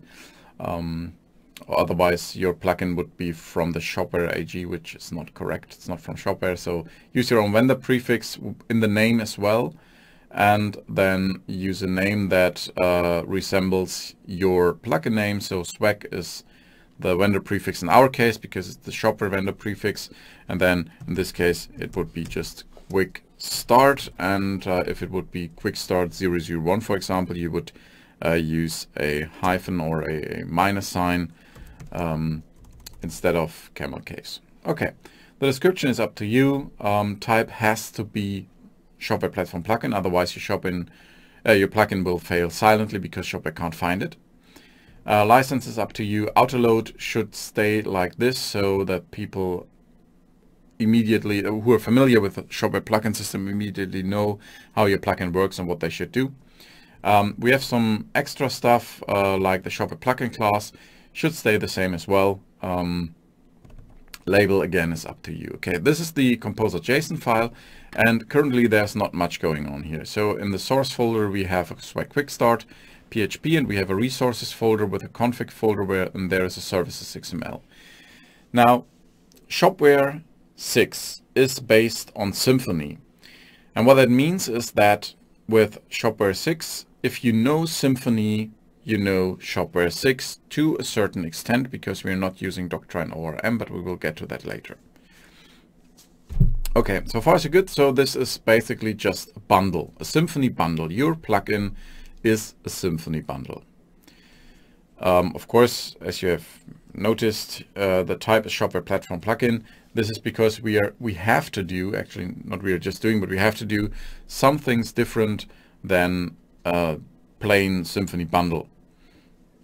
And why will be clear in a minute.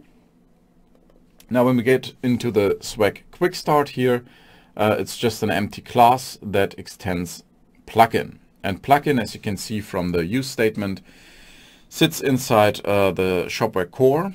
When we jump to this, this plugin extends bundle, which as you can see here is still from the from Shopware itself, because it's not included with a use statement. So this is a class in Shopware core framework as well. And then in the end we have Symfony bundle, and Symfony bundle is part of the HTTP kernel. We are renaming this here. So, but yeah, so in the end, this plugin you just created, or that I just created and you will do in the future, is just a Symfony bundle with some extra methods. Speaking of extra methods, I'll delete the quick start here because we don't need that. Yep, it's gone. Let's go to the step 1 here. There is a little bit more going on here already. For one, and this plugin here that I'm showing you, the Swag Shop Finder, we won't go through this completely. I don't show you everything because this is a quick start. The plugin covers more than that because it's meant for future trainings. Okay, so just you know what we are up to here.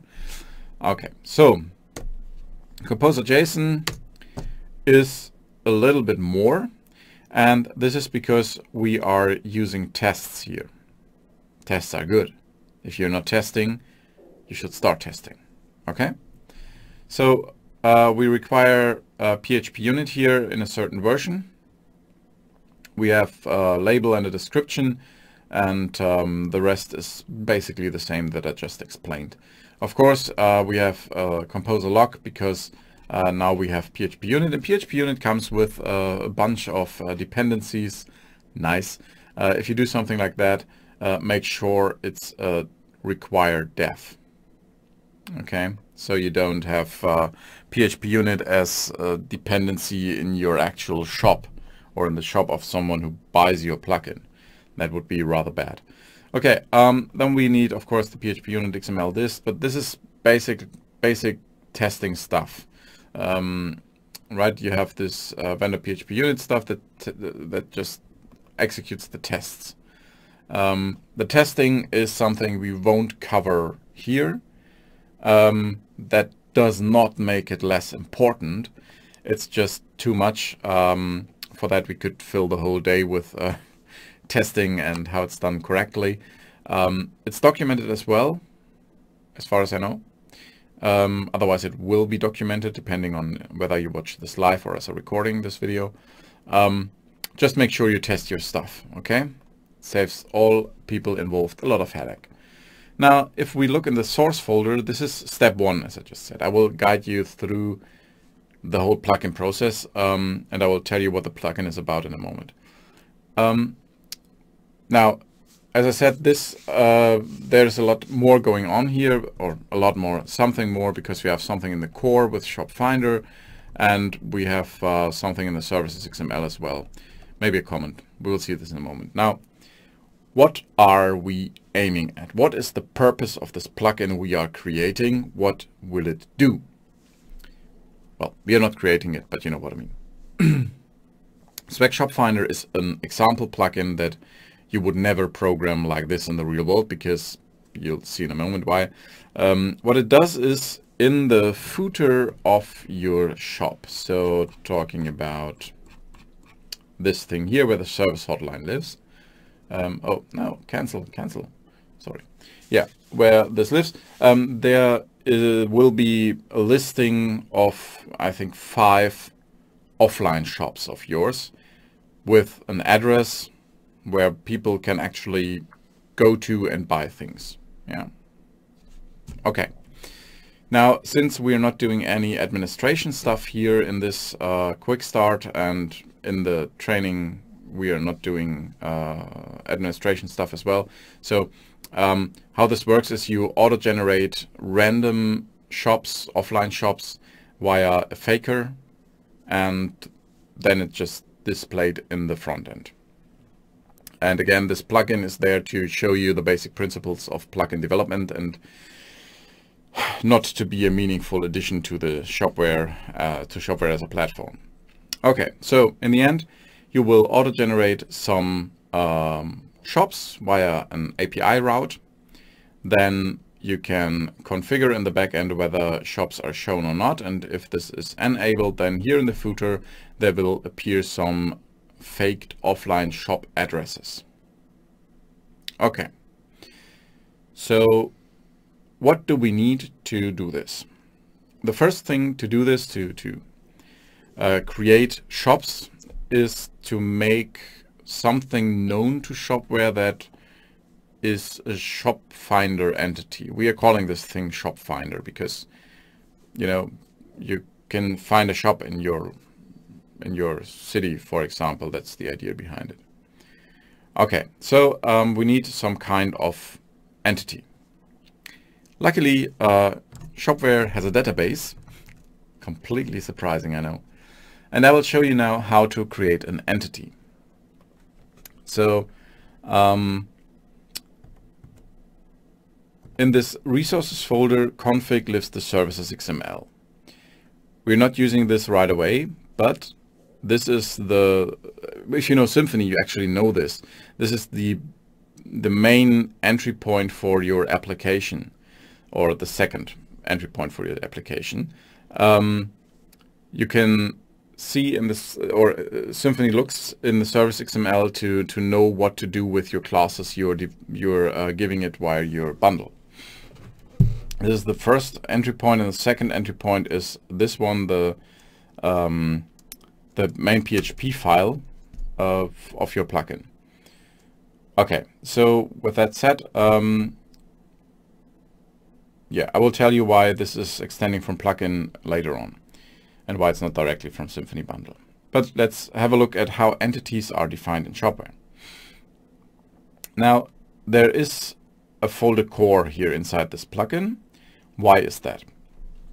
When you take a look at Shopware platform, and luckily we cloned that down here, and in the source folder, you have different folders inside of this. And in the future, this will be split up. It's a mono repository. I told that in the beginning before the template part. the whole mono repository Shopware platform will be split up into different repositories so that you can require only the parts you need.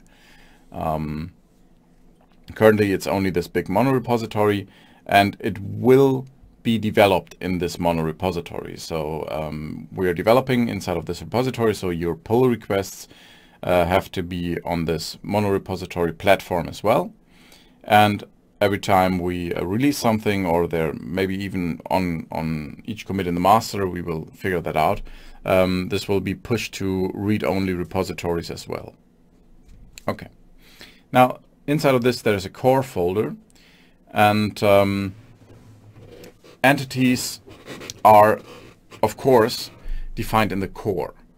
Not in the storefront, not in the administration, certainly not in the documentation. So you want to create an entity inside of the core folder, and you have to mirror that in your plugin.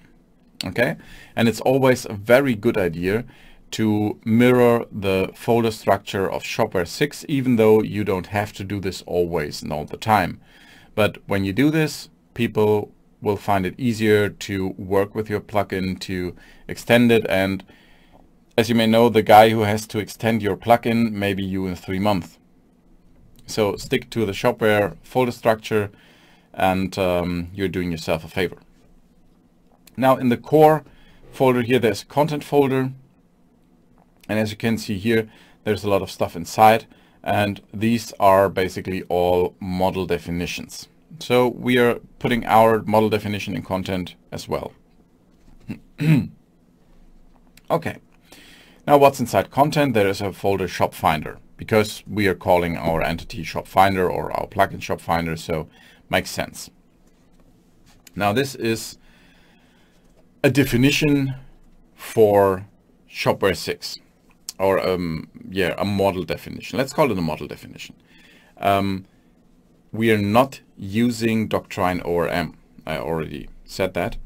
What that means is that the model definition works differently than with Symfony ORM, and this is something that is specific for Shopware 6. This is something that's different and unique.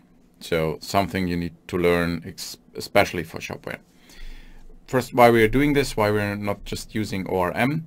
It has multiple reasons. One of the most prominent is we can do certain things that are very specific to Shopware and achieve a lot of speed or performance at the same time.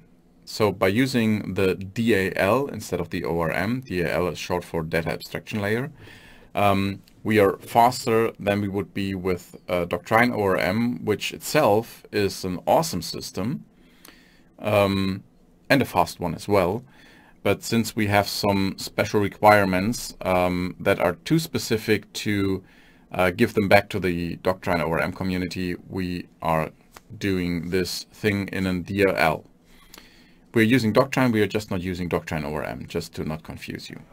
Okay, now to define an entity, we need a class, a Shop Finder entity. Okay, this Shop Finder entity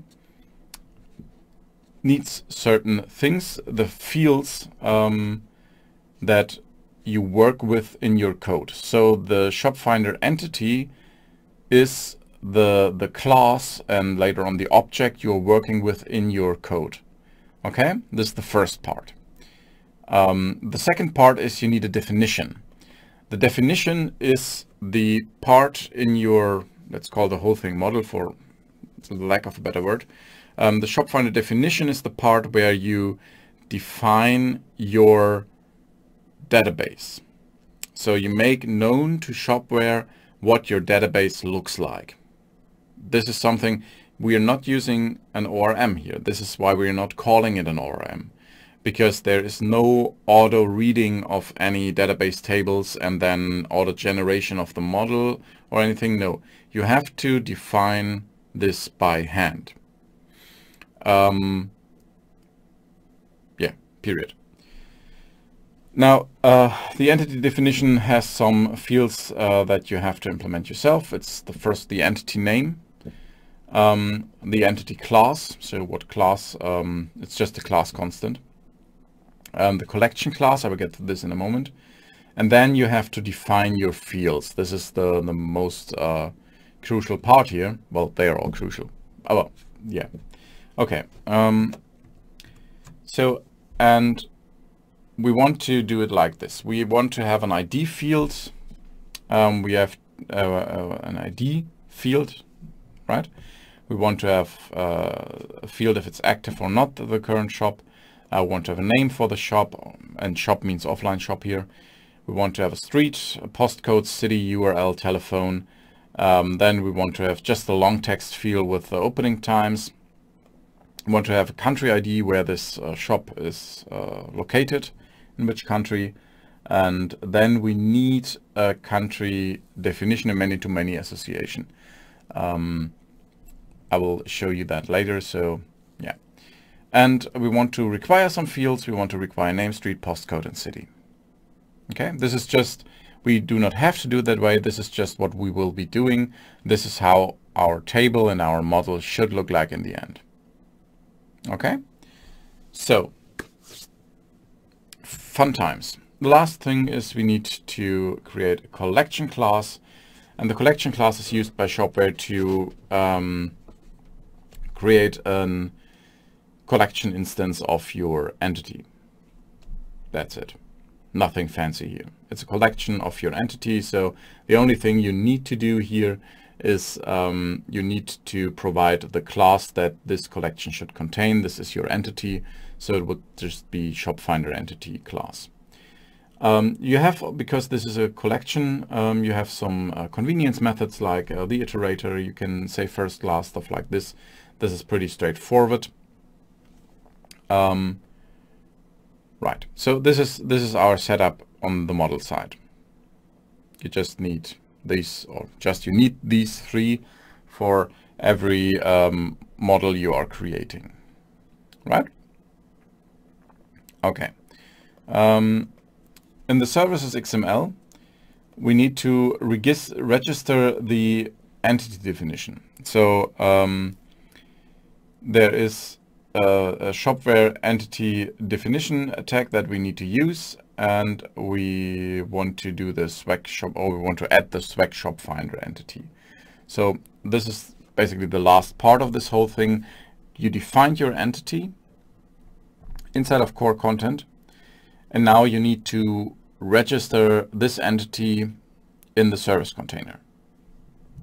Okay, then your entity is known to Shopware. Awesome. Okay, so let's get to step 2. There's nothing new. No, there will be nothing new. I think we don't touch this. Okay, so now we have the swag shop finder step 2. We have a migration. This is new. This is still empty. There will be lifecycle methods in the end. Maybe I'll show you real quick what that means, because for me at least, it's something like, why don't they use Symfony bundles directly? Mainly because of the lifecycle methods. So if you take a look into the plugin, you can see that you have something like install, post-install, update, post-update. So what Symfony is not capable of is this live reloading of plugins. Okay, and that's it. We are creating a plugin instead of a bundle. So we are adding functionality that is needed for a plugin to a bundle, like this install, uninstall, activate, deactivate stuff. That's the whole magic behind it.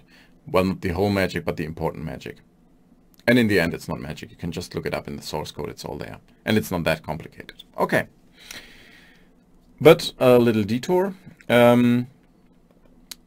Let's get to it the other way around. We just said, okay, we have a to-do. We want to create, or we want to make our entity known to the service container, and we are just doing this here. So inside of our services tag here, we are creating a new service tag.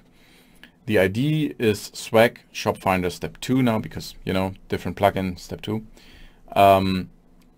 This is basically our namespace here, and then core content, shop finder definition. So this is the namespace of our class, right? And you may know you could do this completely different and create a folder called models or something like that.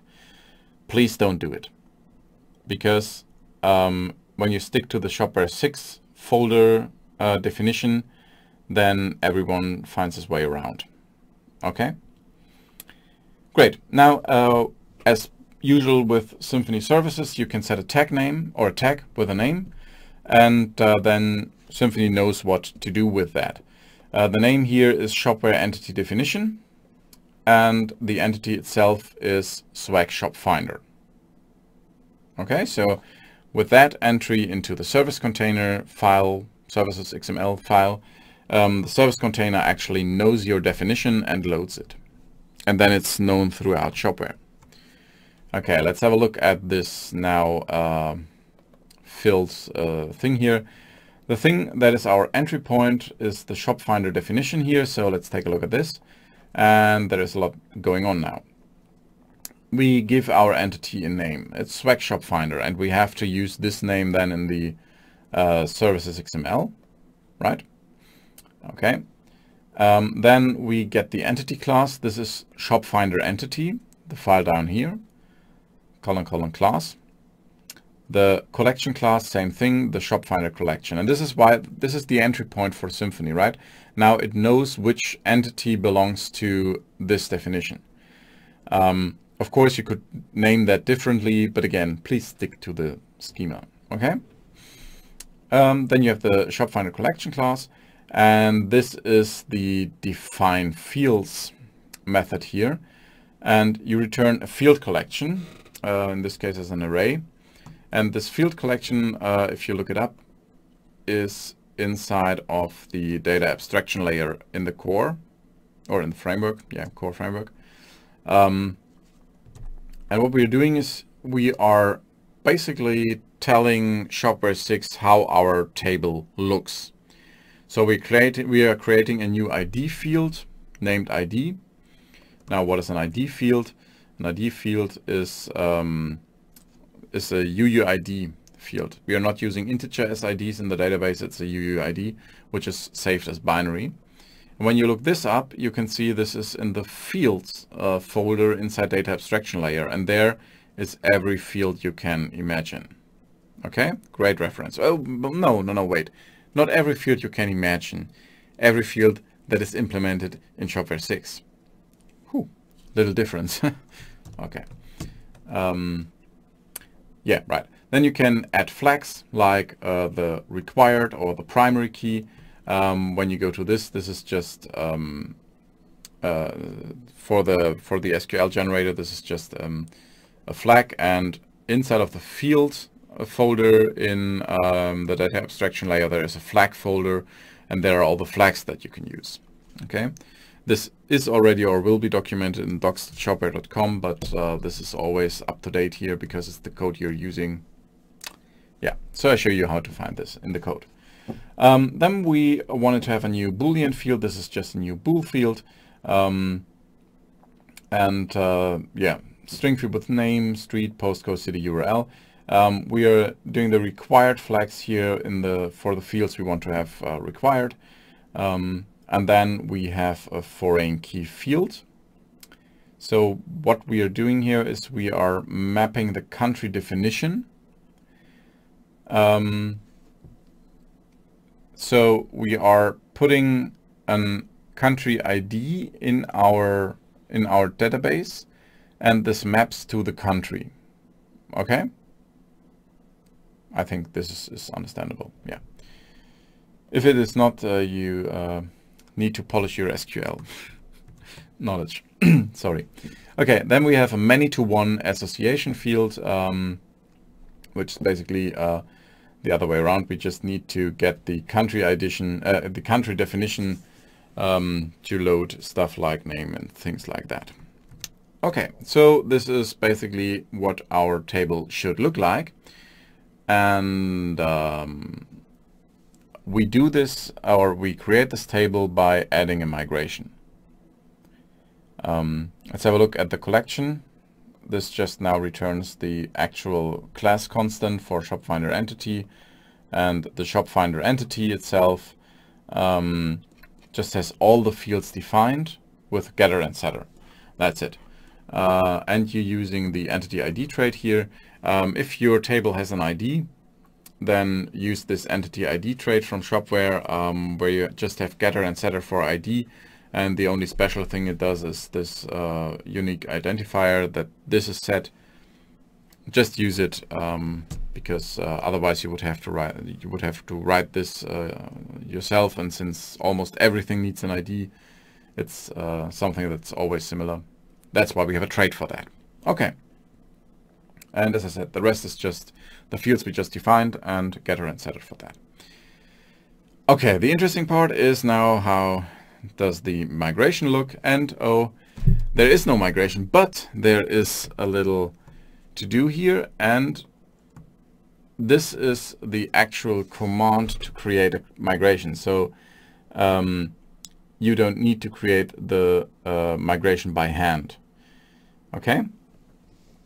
And then you can, if you do it that way, you just copy it from platform source call migration to this here. You can use parameters as well so that it's created in the plugin right away. But this would be the easiest to remember way. You just look, the help up there is written down how it works exactly. Okay, so the migration is something to be done. Actually,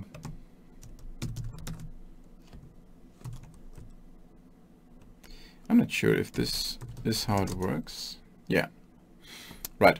Okay, so if we want to create a new database migration, I'll just show you real quick how this works for a plugin itself. I'll just have to drink something, not sponsored.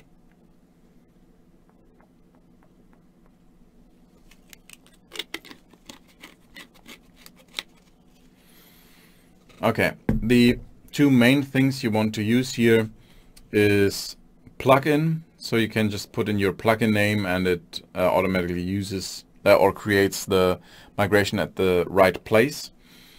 And you can use -- name so that your migration has a good name. I mean, for example, at shop finder table, for example, or table in this case, right? Okay. So this is the easiest way to do this.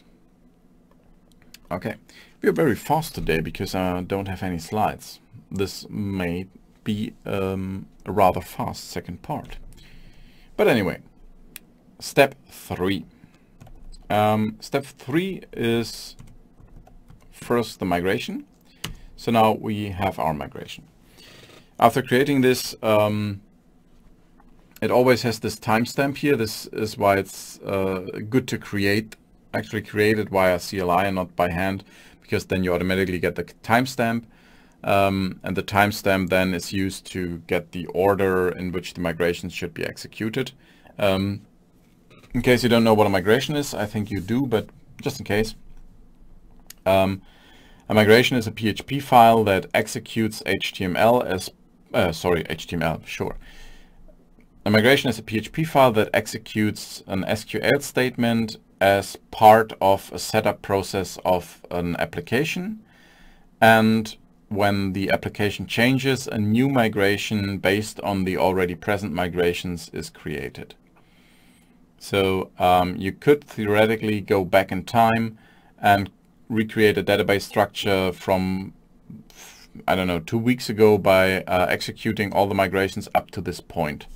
And there are migrations that are considered destructive, and there are migrations that are considered not destructive. And by destructive, what that means is when you execute this migration, will your application still work? So by just executing this migration as part of an update, for example, will it break the application? Because, for example, you are using a database field and now you are deleting this field. It's one field less than before, and this will potentially break your code. So this would be considered a destructive update. And a non-destructive update would be adding a field to a table or adding a complete new table. This is non-destructive because your code as it was that works with the database would still be able to perfectly work. just like that. Okay. And we have an update and an update destructive method. We are not using update destructive here, but this is the difference. If you write something in update destructive, Shopware treats it as a destructive update. So that may cause data loss or non-functioning code or something like that. And the normal update is just like that. We are creating a table, and this is really easy because it's just connection exit. We are getting the connection, and then we are just executing that SQL we are writing here, and that's it. These are all the fields that we already defined. You have to keep this in sync, of course, and then we have the key here with the country ID. Have the constraint here. We have to write this out actually, but usually you come from already created databases, and then you just say, okay, I want to have this SQL statement, my table, and then you copy that in here and remodel this in your entity definition, and everything's fine. Okay, so far so good. Now we have our migration. Let's have a look in our folder here, in our core folder. Inside of the content, I think there was no more to-dos. Let's have a quick look. No, this was fine. This was fine as well. Yeah, no, everything fine here. Now we created a new API endpoint, because you remember in the beginning I said, okay, I want to have an API endpoint that I can call, where I just get where I just create the shops when I call this. They're just auto-generated fake offline shops, or their addresses that are created, and that's it, because I don't want to do an administration module, because it's not part of a quick start. Okay, now the demo data controller is inside of the API folder, and again we are mirroring Shopware itself here. In the framework or folder there, and the framework folder of course is in the core framework, there is an API folder, and there is a lot of stuff already going on. For example, an OAuth thingy that we are actually using later on, I think. I hope it works. Okay, so there is an API folder, and you can just create your controllers yourself. Actually, there are some down here. These are not really controllers. There is a controller folder, but for our API, this works perfectly fine and is not in any way problematic for others, because it's named controller. Okay. So what do we need here? We are extending controller, which is deprecated. Don't bite me. Right, we have this country repository. This is just so that we can load our entities, our offline shops. And then we have the shop finder repository, of course. This is our own entity here. And then we have a constructor. This constructor gets the country repository, where all the countries that are known to Shopware are inside, right?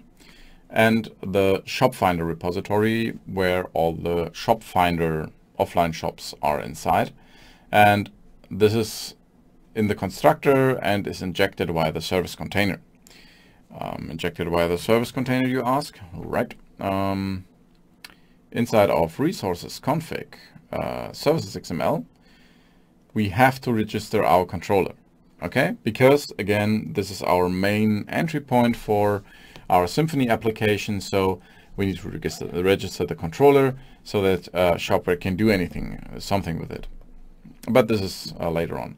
Okay, so now when this is constructed, we have a country repository and a shop finder repository, and now we have generate. This is the function we want to use to generate the shops with a JSON response. And we want to do this via fsaninotto faker. I don't know Italian. I think it's an Italian guy. But this is a PHP library that is used to generate fake anything, fake addresses, fake names. Awesome, really awesome stuff. Okay, Then we want to create the demo data and return a JSON response with null content and HTTP status code no content. That's 204. Right, and there is a helper function, get active country. What this does, I will show you later on. But what we already have here is a route annotation. What we are doing with Shopware 6 is that the routes are defined with an annotation. And in this case, the version variable here is from the outside. It's version 1 at the moment. And then you have underscore action. Then you have your plugin name, Swag Shop Finder, and then the method name, in this case generate. You could do something else here, but again, stick to the schema. Okay, then you give the whole thing, the whole route a name, and this is API, of course, dot custom, because it's a custom route, that's not part of the Shopware core, then Swag Shop Finder, and then dot generate. So this is your API route name. So if you want to reference it somewhere in your code, there you go. Then methods, in this case, we only need a get on this route. I know it creates data, it shouldn't be get, but for this demo, get is fine. In a real world, you wouldn't do it that way anyway, but when you do it that way, you would use a post route because, you know, you're changing something on the server. Okay, so now we know what to do. We have a routes XML here, and what we need to do here is we need to register the API controller as well, because there is no magic involved. If you want to use annotations as a method of generating routes in Symfony, you need to annotate your controller, of course, but you also need to make this controller known to Symfony so that it actually reads the annotation. So you put it in your routes XML file. Okay. Now let's get to step 4. Step 4 is first, let's look at the routes XML. Looks like this. What we are doing here is we are importing our controller as a resource, and because we do not want to do this one by one in case we have multiple controllers, we are using some regex magic here or wildcard magic. Back to folders, then any folder below that with an API folder and a PHP file in the root that ends in controller will be picked up. So this would work even for storefront migration or resources. Of course, we are only using it in core because why would you put an API folder in resources? Doesn't make sense. You could, but again, you know, stick and yeah. Okay, so type is annotation, and with that you made your route known to Shopware, and now it can pick up your controller route. Okay, great. Then in the services XML, now we have made our controller known to Symfony. This is a new service entry with a swag shop for core API demo data controller. So it's again the namespace of the file. Public true is important because if it's not public, then you can't access it via a route. Then we want to have 2 arguments. The first is the country repository with type service, and the second one is the Swag Shop Finder repository with type service. And this repository is basically auto-generated. So every entity you have automatically has a repository from Shopware. So a little bit convenience there. Isn't it nice? It is. Okay. Let's see what's going on. Oh, no, I'm doing okay. What's going on here? Nothing interesting. Right, here we are. API demo data controller again. This is not that interesting, but what we are doing is we are creating the Faker factory. This is from F. Zanotti. Where is it? Here it is. The Faker factory. It's already included in Shopware, so we just can use it. Faker factory create, then get active country so that we know what the active country is. We are creating a default context. I will talk about this in a moment. Then a for loop 50 times, just create a entity and then save it. We will talk about this in a moment as well. And this is the criteria stuff. Now, there are some things going on here that are actually interesting, although we are just creating fake data. Now, the first thing is this. Context create default context. What is a context? When you click on this, there is a new system source that you're getting, and this implements context source. And the interface context source itself is empty. Okay, sounds interesting. In this context here that you're getting, there is a lot of stuff going on. This lives inside of, oh my god, is this long? Inside Shopware core framework, and this is the class context. Okay, and this class context has a lot of stuff. It's basically used to generate and work with a context. A context contains all information about a certain request. So if in this case there is no request, it's just an empty system context. But if it's, for example, from a storefront, so a user issued a request and your controller picks this request up and works with it. Shopware gives you a context where you can read stuff from like what country is this user in, and what taxes should I apply, or stuff like this. So the context is always tied to a request or to a call to a controller, because in this case we are not really having a request. But still, the context always gives you information about what's going on, where is this coming from. Here we are creating a default context because we don't really have a request we want to use here. Okay, now what we are doing here in this for loop 50 times, we are creating data. So what you're looking at here is how is data written to the database in Shopware 6. Little hiccup, I don't know why. So the first thing you may notice is we are creating an array. And yes, it is like this. You need to create an array. Then you need to access your repository. In this case, it's the shop finder repository, and then call a create method. Then you give that an array of data, and you may notice you could create all the 50 entries one by one, add them to an array, and then make one call to create. This would work as well. So we could do it like this.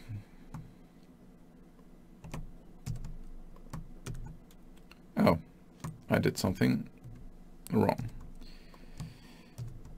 This keyboard is something I usually don't work with, so I sometimes do things. Right, okay, and we could do like this. Offline shops equals array.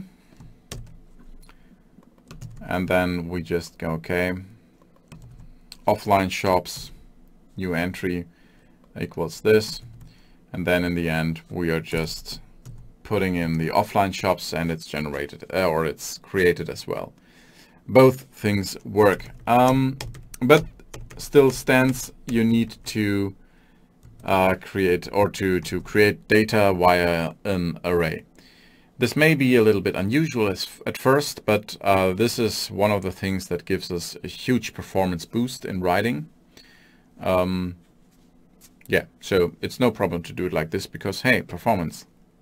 Okay, then we return, after doing this, we return a new JSON response with response HTTP no content. JSON response is part of the HTTP foundation from Symfony, so nothing special here. And the response HTTP no content again is default Symfony stuff from the HTTP Foundation, and it's just a named identifier for certain HTTP codes. Okay, so now we are responding with no content. The active country is the other way around. How are we reading data from the database? And the interesting part here is we are using criteria objects. So we are creating a new criteria object, and then we can add filter to this whole thing. And there are several filters available, like the equals filter or something like that. And these are all the filters that are available currently. And this is again part of the data abstraction layer. Okay.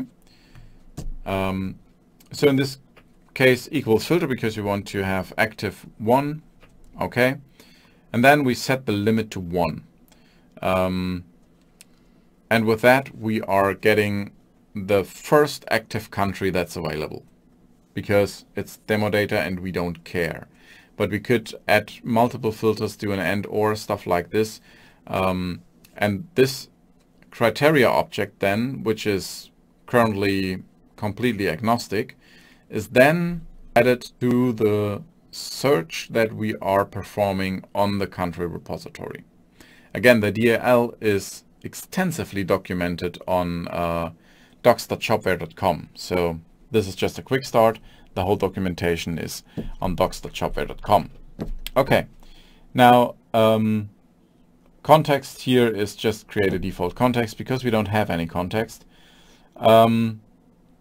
What we're returning here with get active country then is get all the entities the first. Okay, first, just so we don't get a collection with one element, but just the first, although there is only one element. Okay, so this was almost an hour. I think I didn't mention it after the lunch break, but we will do roughly hourly, or when it fits into the topic, we will do a 10-minute break. So let's say I meet you again at 2:05. Yeah, 14:05 we will meet again, and then we will continue. Yeah, short break.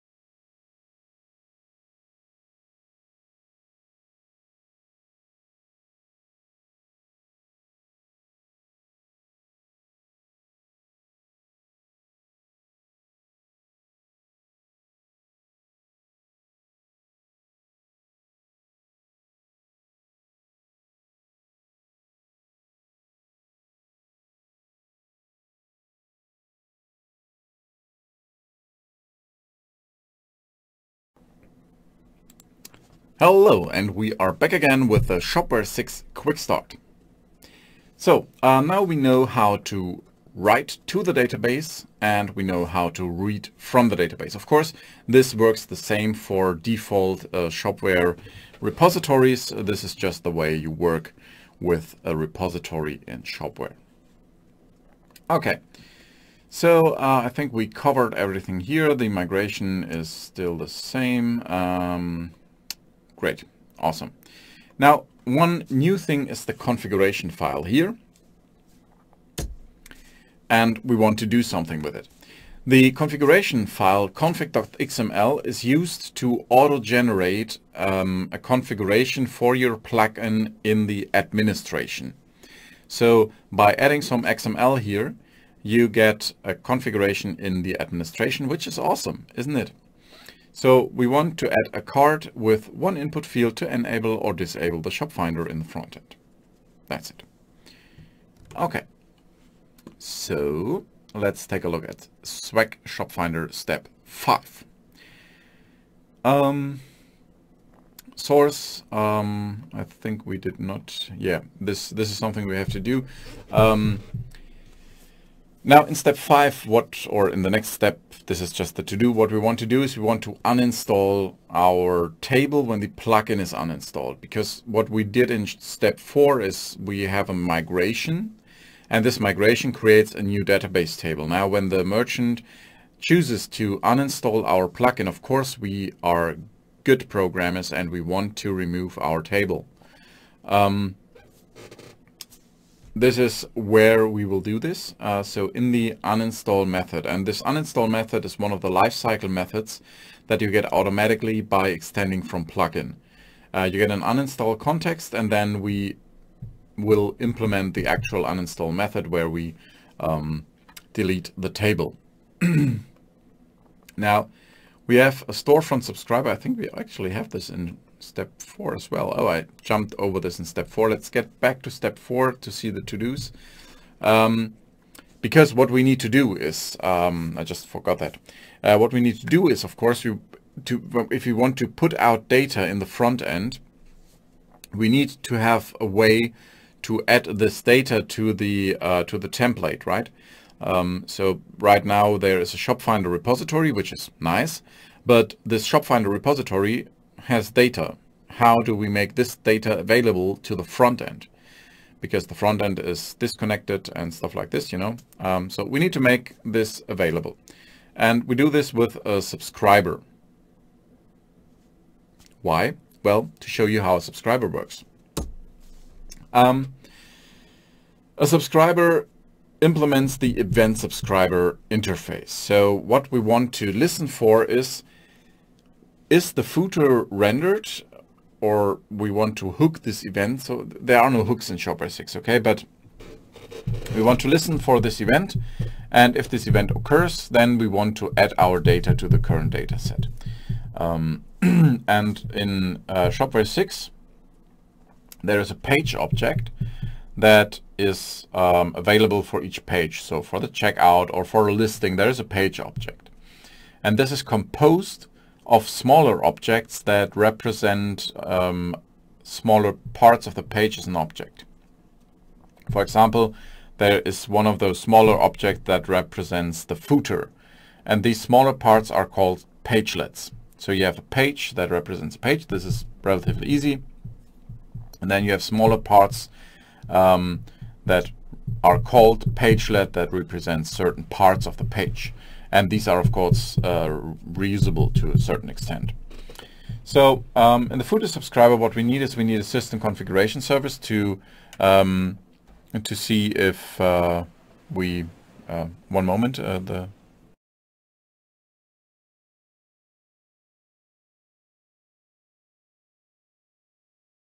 Okay, this was just a technical issue with my microphone. It is fixed now. Thank you, Raphael. Okay,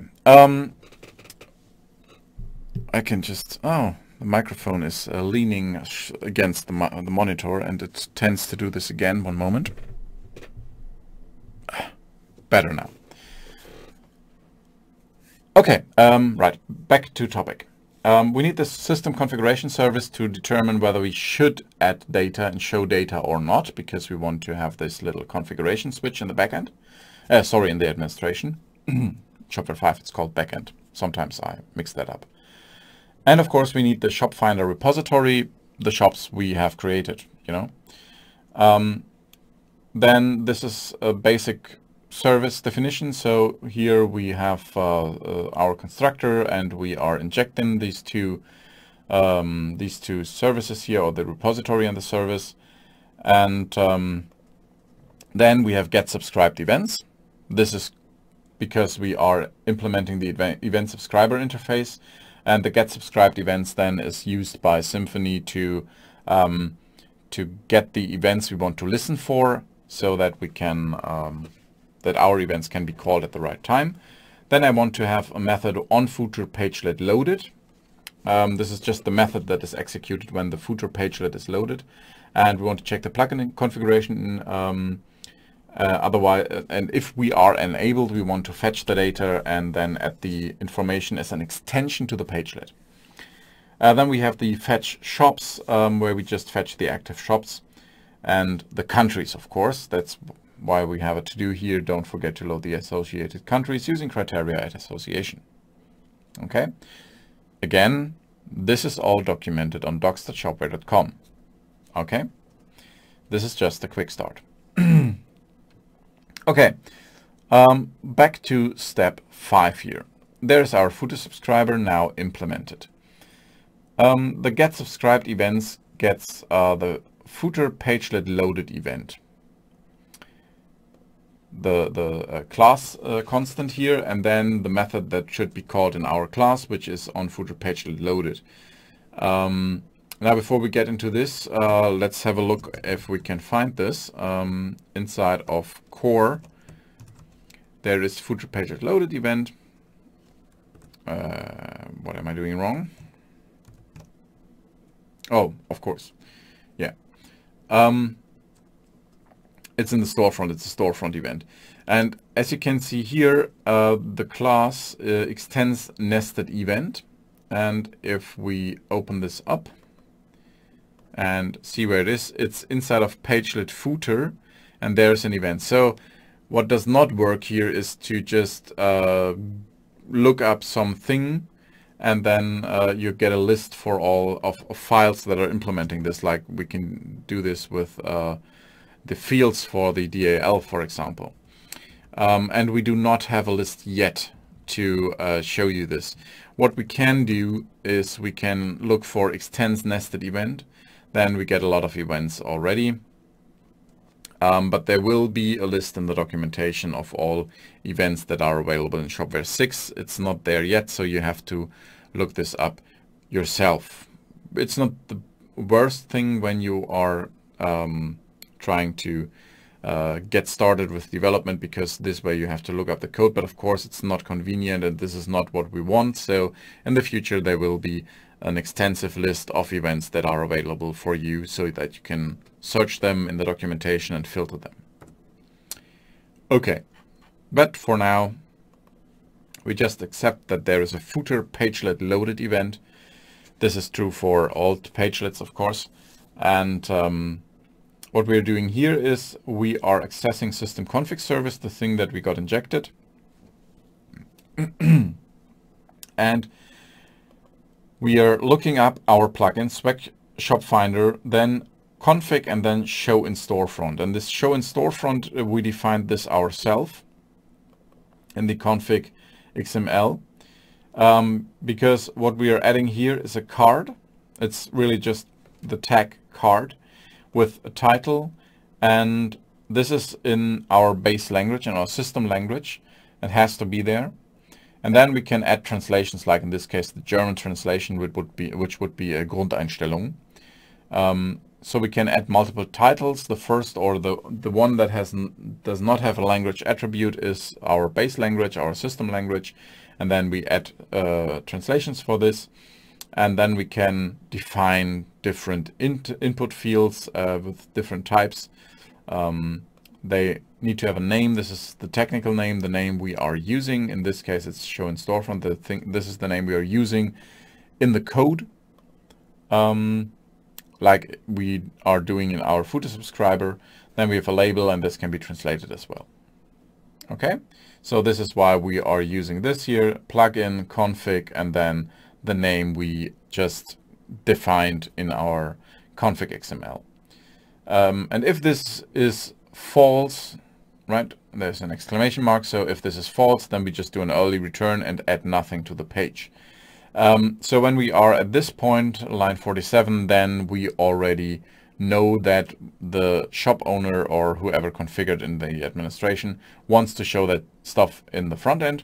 So we are getting our shops with the current context from the event. So this is now a real context with real data from a request. And then from the event, we are getting the pagelet and we are adding an extension to the pagelet. And this extension is the spec shop finder extension. And we are adding the shops as a data so that we can then access this data in the template.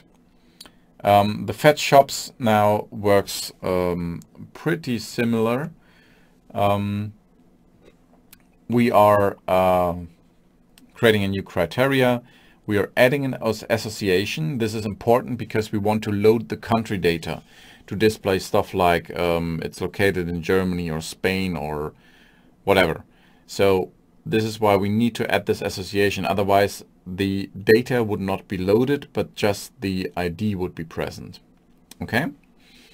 Then we add a filter equals filter active 1 so that we are only getting active shops, and then we are setting a limit of 5. And then we return the shop finder repository search result, the entities, and the context is just passed through. Yeah, that's what I was looking for. Okay. Now in the core, we are adding snippets. Okay, because we have a views folder now where a template is in. So, and I will show you how to use snippets. Let me just look real quick. No, this is nothing that changed, and the API did not change as well. No, okay. Just to make sure I'm not jumping over things.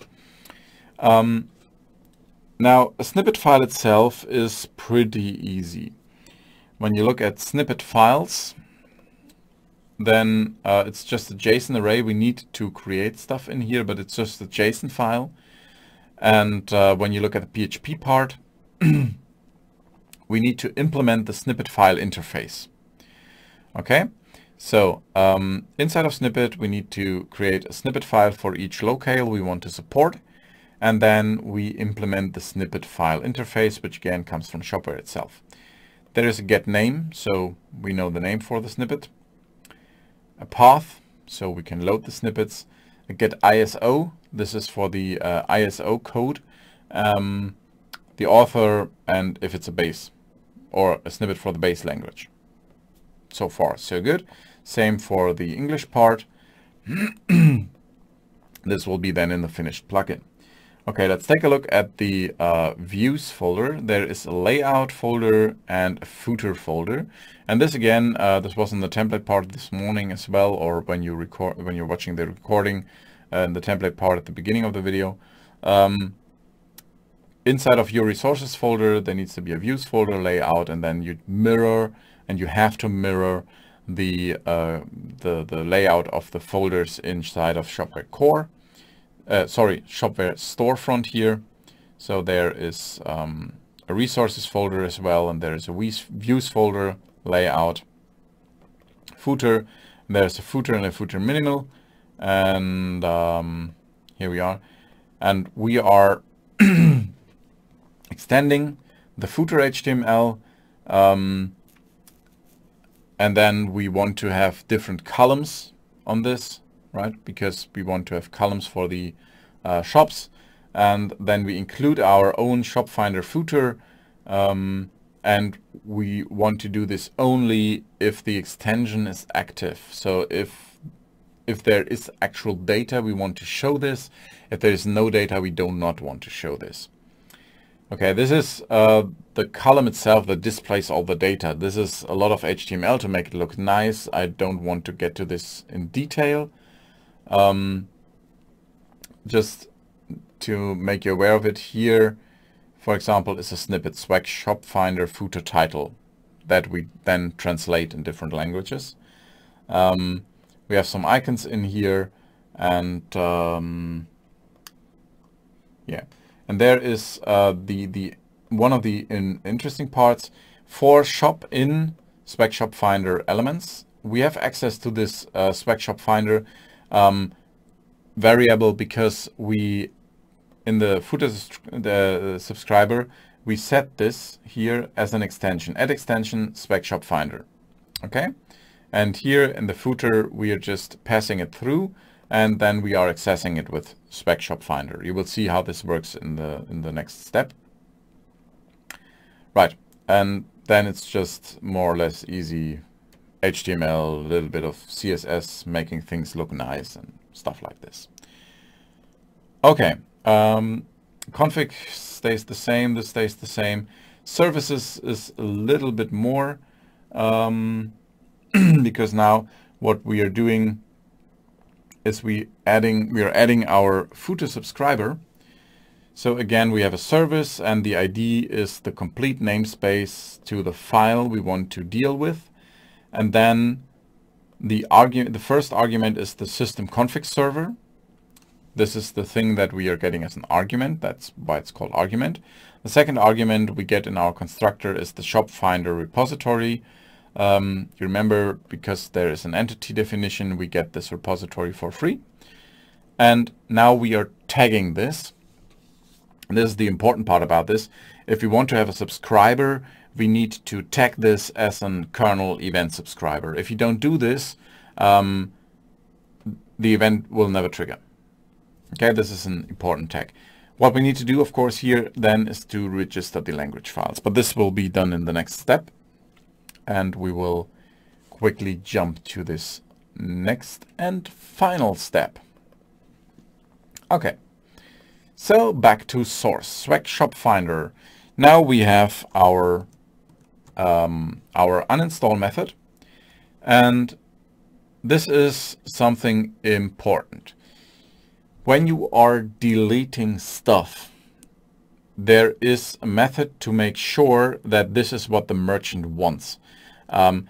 You have to ask or to check if the uninstall context keep user data is returning a value of true.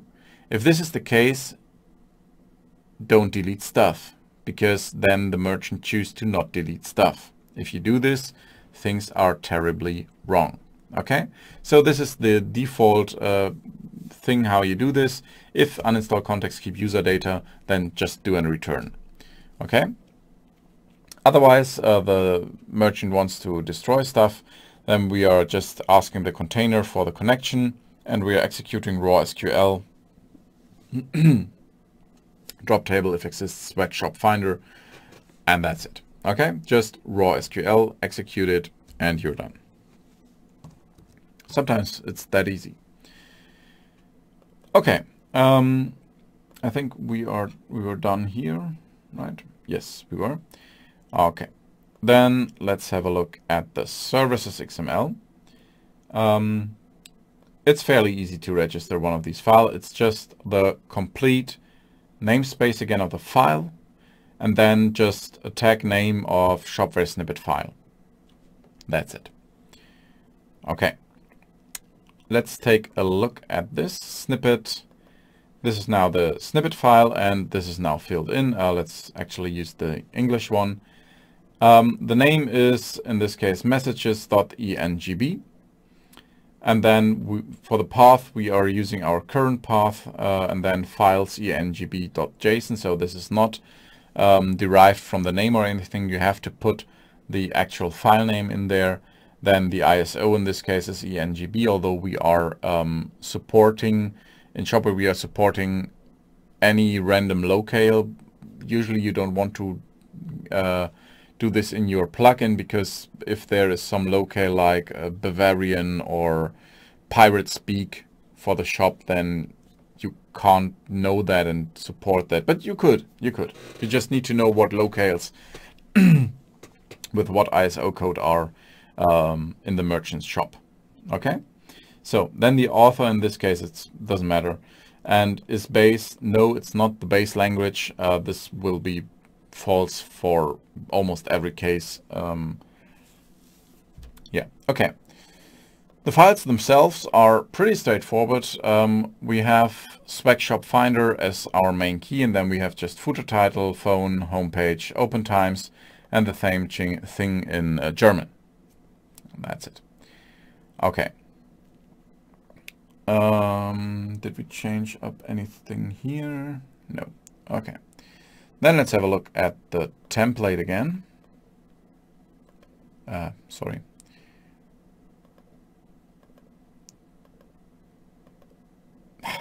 Deeply nested. Okay. This is what the footer HTML twig looks now. First, we are extending the parent layout footer HTML.twig. And then we are extending the layout footer navigation columns.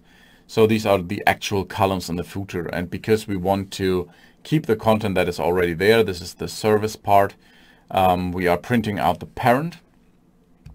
And then we have a condition in line 6 that says if page footer, this is our current page, extensions Swag Shop Finder. This is where our extension lives. So when you remember in the, where is it? There it is. In the storefront subscriber, footer subscriber, we are adding our extension right here, and we are naming it Swag Shop Finder. So in our footer HTML now we can go to page footer extensions, and there are all extensions to the pagelet, and in this case it's Swag Shop Finder, because we named it like that. Then we do an SW include, and we are including our Shop Finder footer HTML twig, and now we are doing this with syntax. So Swag Shop Finder is the variable we are accessing in our template, and this is what's behind this variable. It's page footer extension Swag Shop Finder, so exactly the data we just added.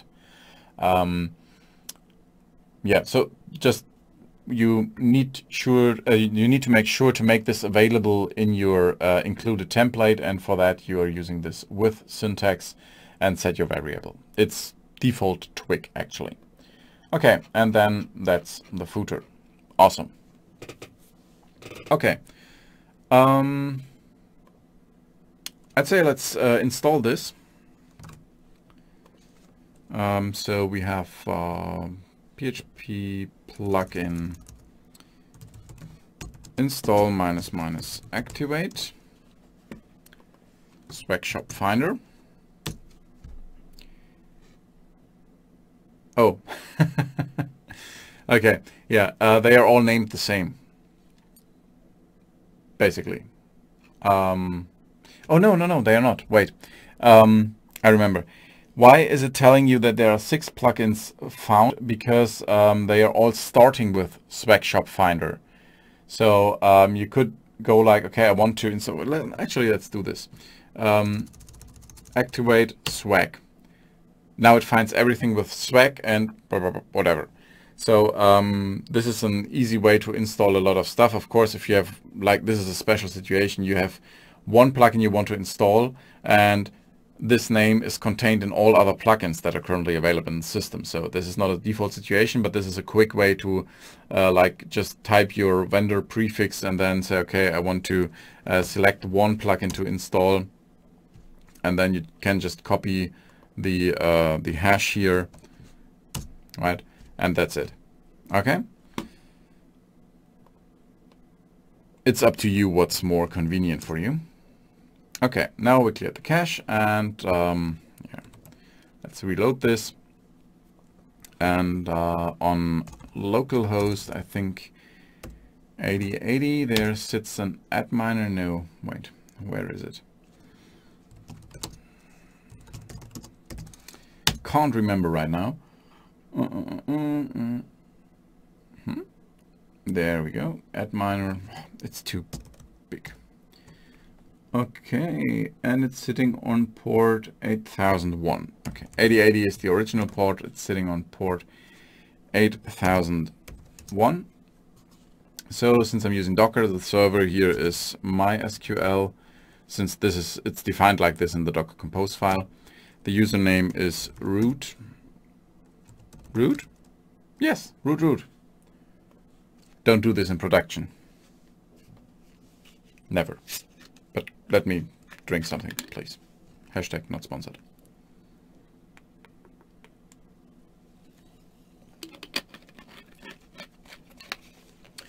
Wonderful. Okay, so we are using UTF-8 MB4 0100 AICI. New encoding. Perfect. Oh, no, not MySQL, sorry. Shopware. There it is. This is using UTF-8 MB4 Unicode CI, which is an older encoding that still works. I don't know. This encoding with MySQL, don't get me started. Okay, Shopware.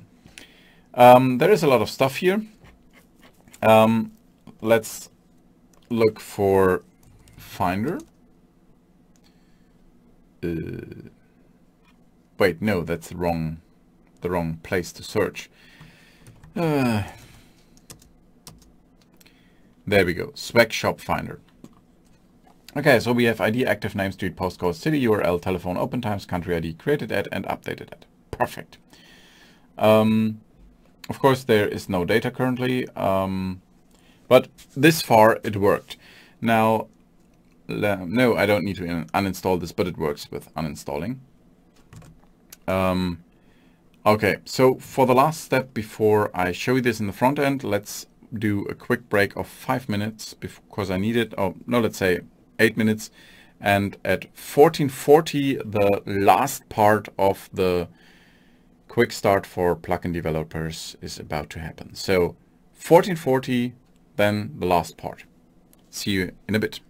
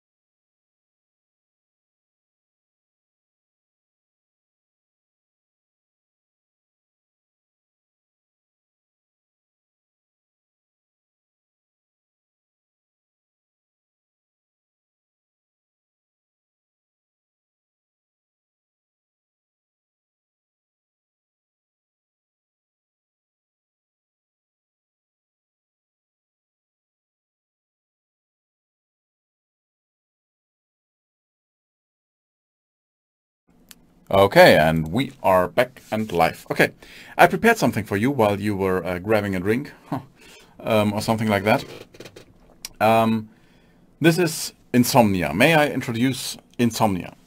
Insomnia is a tool like Postman that is able to perform requests against an API. Great, because we have an API laying around.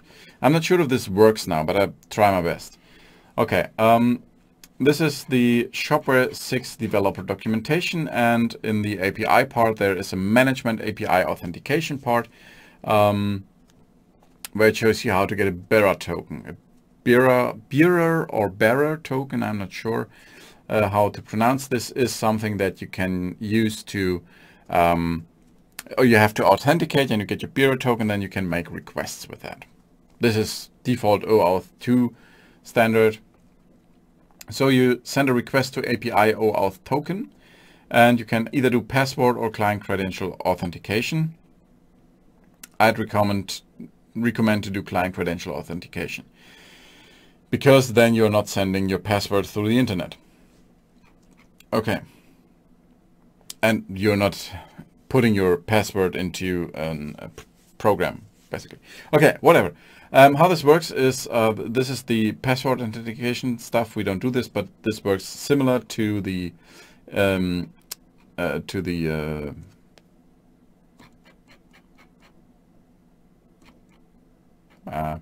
client credential authentication. This is basically a little bit easier. We are sending this request body to a certain URL. The URL is API without version OAuth token, and we are sending a JSON body. And this is not the thing we want to use. This is the default from the documentation. I created an integration. So when you are at settings, system, integrations, you can add an integration, then you give them a name, and then you get an access and a secret access key. And this is basically what you're copying here. So this is my client ID.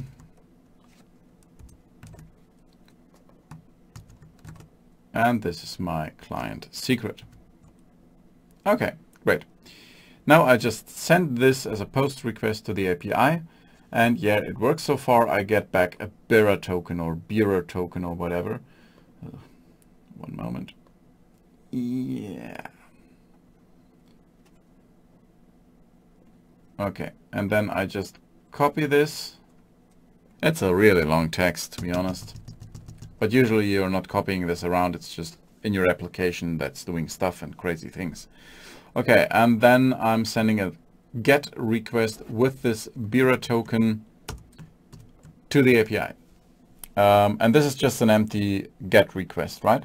Oh, there's slash too many. Okay.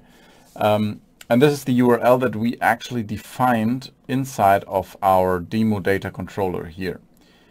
API v, yes, German, v, no, we version, or U, is it called U? I don't know. You see it. Then underscore action spec shop finder generate, and that's it. No anything, and the method is get. Okay, so back to Insomnia. We can now send a get request, and we get an internal server error, which is not what I wanted to achieve, but we can deal with that. One moment. Oh, field updated at doesn't have a default value. This is not exactly nice, because updated at is somewhat broken, but here are some that worked. I don't. Let's check that. I'm not sure if that worked. Settings, system, plugins. Where is our shop finder there? Config. There's our show in storefront. Show in storefront safe. Oh, well, wait, we can see it like this. No, there are no rows. Okay. So something did not work because of updated at doesn't have a default value. Okay. Let's see. There we go. Okay, let's have a look at our definition here.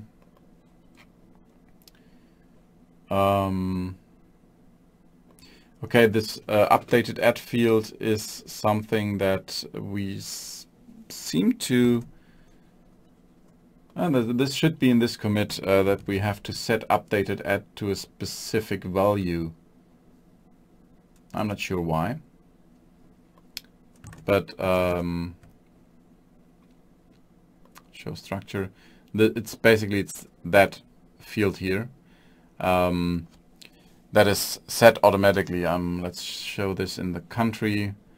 For example, here updated add is nullable by default. So I'm not sure why it does this now. This internal server error, but this may be, let's see.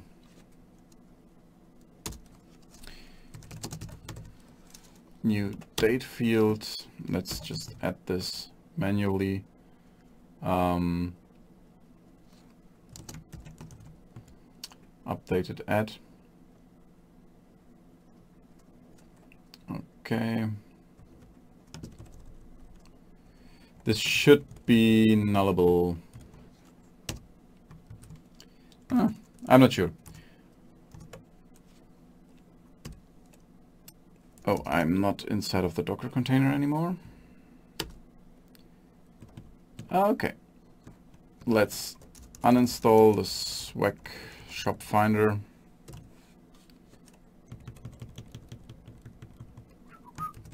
Swag shop finder. Select one plugin to uninstall, and it's again this one.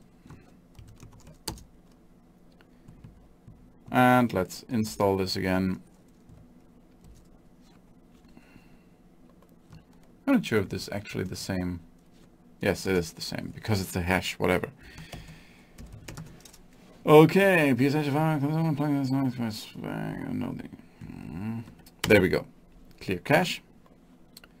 And let's try this again.